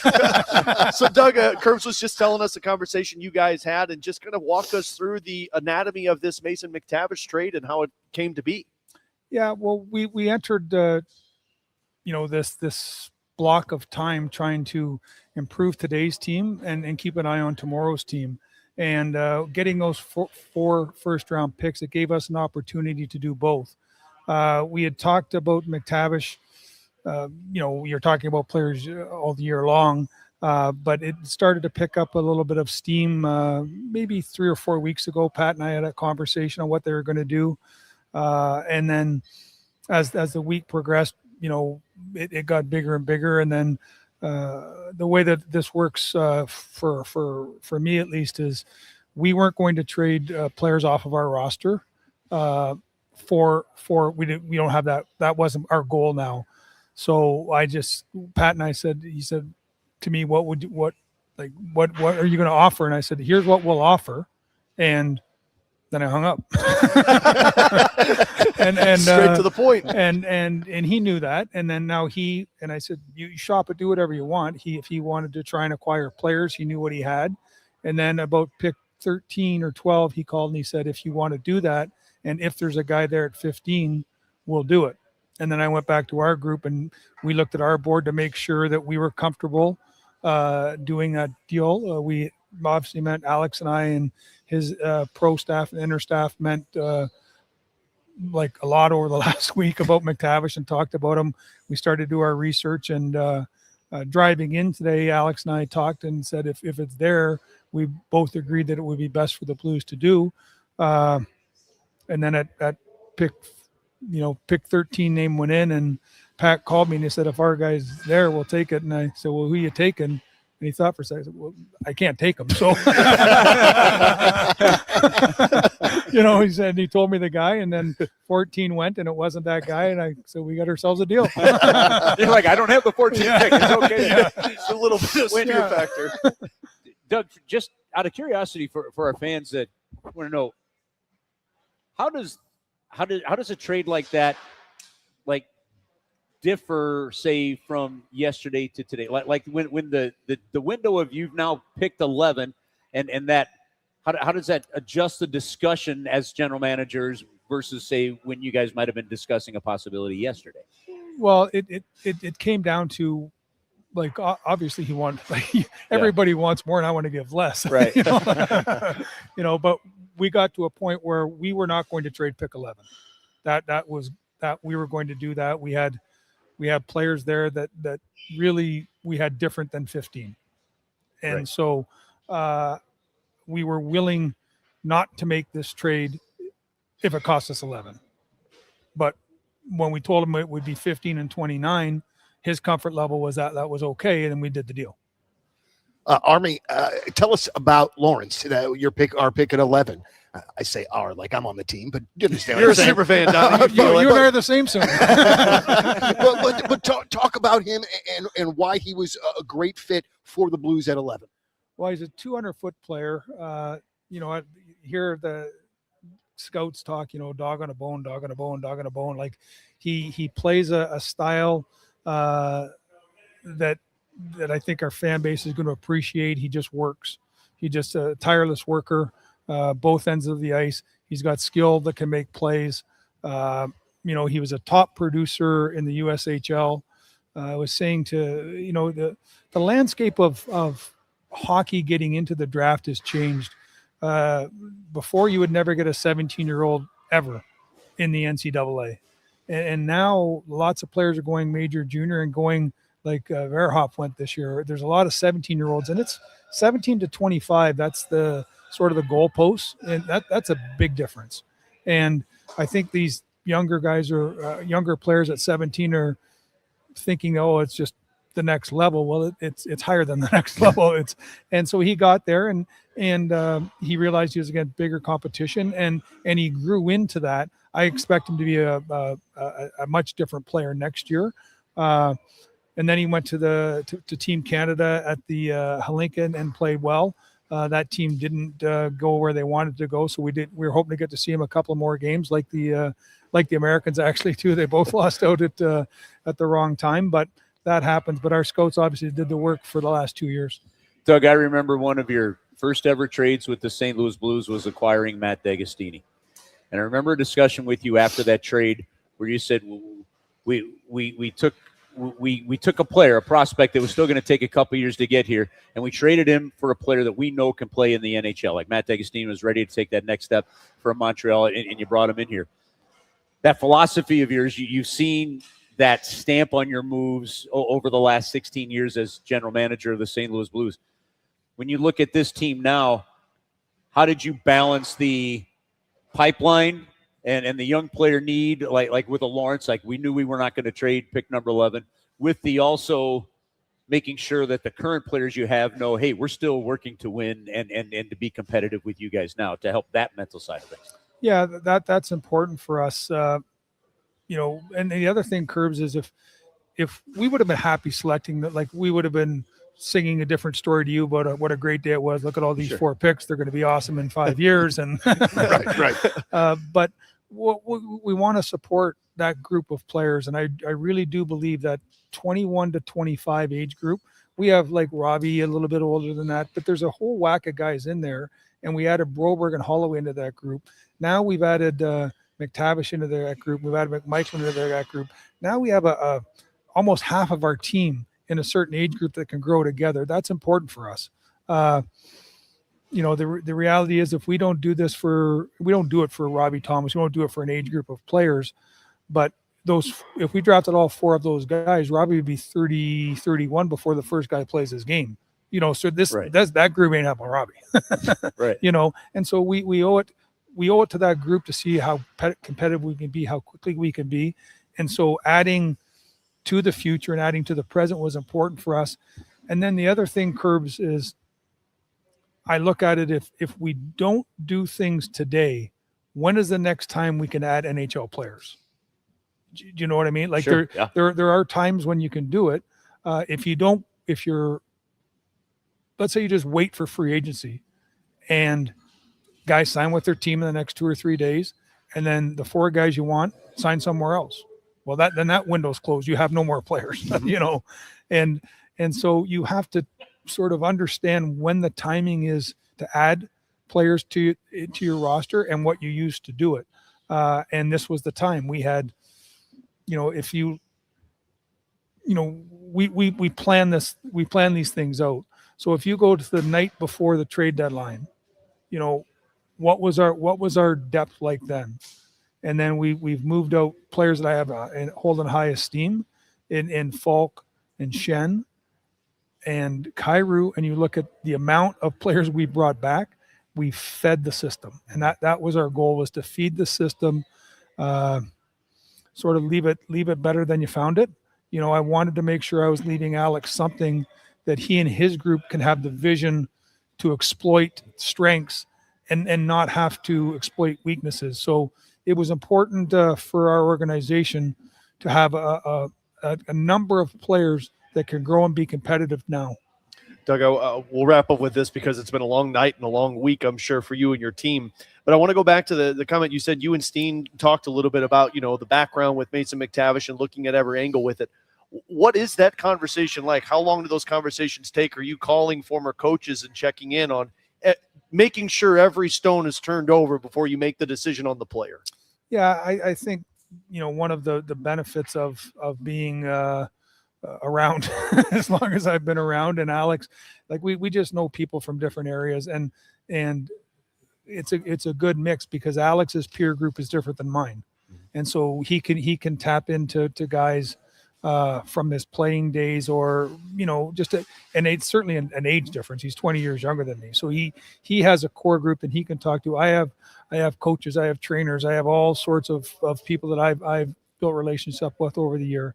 And yeah, you you do your best detective work as you can, and you're trying to find out whatever you can. And we've done that, and we've talked about it. We went through the pros and the cons. We debate everything. We want to make a strong, sound decision. And one of the things that we talked about, and this has come over experiences, we made a plan, we'll say 2 weeks to a month ago.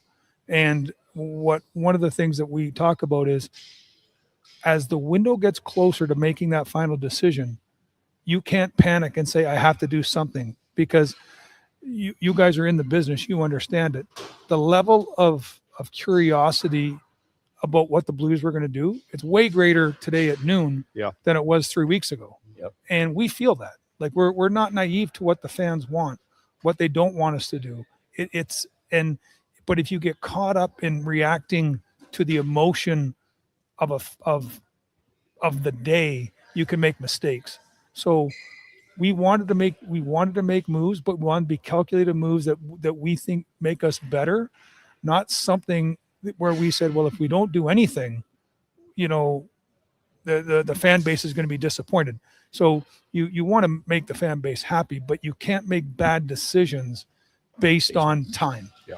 Doug, with McTavish, what is the opportunity that you see him having here in St. Louis that over, say, this last year with their coaching change and some of the adjustments that Anaheim made and the growth they made by getting back into the playoffs didn't seem to be developing there, or might have been closing for him, that this now gives this 23-year-old player an opportunity here in St. Louis to do? Yeah, I don't know exactly what happened behind closed doors in Anaheim, but I do know that when you're 22 years old in the NHL and you're a third overall pick and you go in, life is like a box of chocolates. Like, there's no expectations. Everything's great. You're playing on the first power play. You're playing on the first penalty kill. They're marketing the team around you. Like, we went through that in 2008, 2010. And, it's just different. And then the team gets better. And these are life experiences. And no one is to fault for these, but his contract was up. They had a new coach, an excellent coach, one of the best coaches ever in the game in Joel Quenneville, and he was in a contract dispute and missed training camp. Like, we all know coaches, that's not the way they want to start this relationship off. And it wasn't that. So he comes back in. He's probably, the coach wishes he was there for day one, because he was setting his agenda day one cue, right. And then it starts to snowball. And when you're 22, it's hard to stop the snowball. Yeah. When you're 27, you've got enough scar tissue where okay, I can stop this. But it's hard, and that's why we're excited to get a guy that's 23 that has gained that scar tissue somewhere else. You get new scar tissue here, you can worry about it then. That's great. Well, Doug, man, we really appreciate you swinging by. And look, it's at pick number 23, so we're still out of here 6 picks before 29 was going to take place. So still plenty of time in this one in case you want to get back into the first round. Oh, there's a trade I didn't see. I got to go see what's going on. By the way, I love the look of inside the locker room. Yeah. Like, if you're going to do are you okay with the way this decentralized process has gone for 2 years? Or you still, is a little bit more old school in you? You'd like to be with the whole group? This is fantastic for the teams. Okay. I just, having the ability to talk freely in that room like we are right now. We got there at 4:00. We were able to go over our list again. We were able to, challenge each other on this trade that came up before. That would have been okay. Let me get 4 guys. Let's go in an arena and try and find somewhere where there isn't somebody. Well, that's nowhere. Right. Yeah. And then you go there and you look up and you're talking to 2 guys and you're on the freaking TV. And there's nothing secret. So I think this is better for business. I think the NHL, we get to do a better job, and I like it. For what it's worth, if I had a vote, I'd keep note of this one. Okay, sorry, I got one more. Well, we got you. Why was this draft time and the lead-in as active as it was in your mind, with the kind of names and the quality of players? And even some of the scenarios say that didn't exactly happen, but this one seemed to have something that was different. At least it felt, watching from our side. Maybe it wasn't from yours. Well, I think you have a cap going up, which makes things a lot easier. to make moves. I think, and again, I want to say this politely. There's so much misinformation out there that becomes really fact. I said there was a rumor out there. I called a guy today and I said, I can't believe we almost made a trade that you and I haven't talked in 2 weeks about. And he's like, how does this stuff get made up? And I said, I don't know, but I'm numb to that now. And I wish I wasn't, because I don't like when players hear their names out there. But you can't go every time there's a rumor out there and say that's not true. Because the one time it actually might be true and you don't go to him, he's got it figured out. Yeah. So I just try to say to him, hey, this is the path we all chose. I wish it wasn't like this. We all make lots of money. We got to get thicker skin. But so I think some of the names that you think are out there were never out there. But the ones that did get dealt, there was still a pretty good number of those that I don't ever remember quite seeing it quite like that. Well, again, I'm going to say a lot of it's salary cap related. Okay. And a lot of it is, rebuilds can only last so long. Yeah, I think so. That's it. Yeah. And then so when you're in a situation, you got to act and you got to do what you got to do to get into a playoffs or get whatever it is. There becomes a time where time is of the essence. Well, Doug, thank you so much for swinging by with this one, and congratulations on a successful night. And I guess the last first round that you're going to have to worry about with the Blues now. You get Steen to take over the rest of this one after this weekend. Yeah, well, I'm excited for Alex, and thank you for having me on. We're excited about tomorrow, too. There you go. Well, hopefully get after that shake there before it melts. Oh, yeah, that's why we really need to wrap this up. We got to get this. We added a couple Irish guys. We got to get the sponsorship team back to Jameson's. And say, if there's some in there, I'll take it. Kurt doesn't get his sooner or later, it's going to turn into milk right now. Doug, thank you so much, sir. Thanks. There you go. Doug Armstrong with us here on the NHL Draft Live Show. And I think that's going to about do it for us here, Donnie. We're going to close it down. I really appreciate everybody's help with this one. Chris Kerber, Roger Hacker, who helped bring some people over here, especially Doug swinging by with us tonight. Jordan Deacon, who was here on the video side of things, helping out. Dodie Roman, who is helping us on the on-site broadcast, which he did an outstanding job because we had about 1,000 people on YouTube all night long staying live with this one. Mike Ryder, who I know has done a lot of work behind the scenes, making sure that everything was great. Bradford Bruns back in our studio, keeping us on air, pulling audio, making sure we knew what was going on with the live television. They turned the lights out on us. So that means, you can't stay here. It's time to go home, but you can't stay here. But I've been excited for this for about a month when we knew when the draft was, but these are always so much fun. And now I got to do it with Donnie and get to do it with you again, Kerb. So guys, thank you so much. I think you all did an amazing job. Cool to be a part of. Thanks for letting me be a part of it with you. I think the St. Louis Blues just did a masterclass on how you manage both the present and the future. Agreed. Doug Armstrong's comment, I think at the very end, said it all right there. Yeah. Rebuilds can only last so long. Yep. You have to make some things happen. Yep. 100%. And I think they've made some strides. It doesn't always work. Yep. Absolutely. But you got to love the effort, and I think they and he said this team. You give Alexander Steen a team that now you can see a future with, and you just hope you can mold it into the direction that you want with this one. So there was tons of excitement tonight. The fans here were incredible. There's still a whole weekend of drafts. I know they got picks number 73, 75, 3, 5, and 6 tomorrow, I think. So they still have a lot more picks happening this weekend. We'll keep you posted. We'll have a brand new episode of the Last Minute Blues podcast on Wednesday to react to all of this. So thank you all for being with us on YouTube and listening here on 101 ESPN. For Donny, Fandango, and everybody else, I'm Alex Ferrario. Have a great weekend. We'll talk next Wednesday for the Last Minute Blues podcast. And, of course, right here on your home for the Blues 101 ESPN.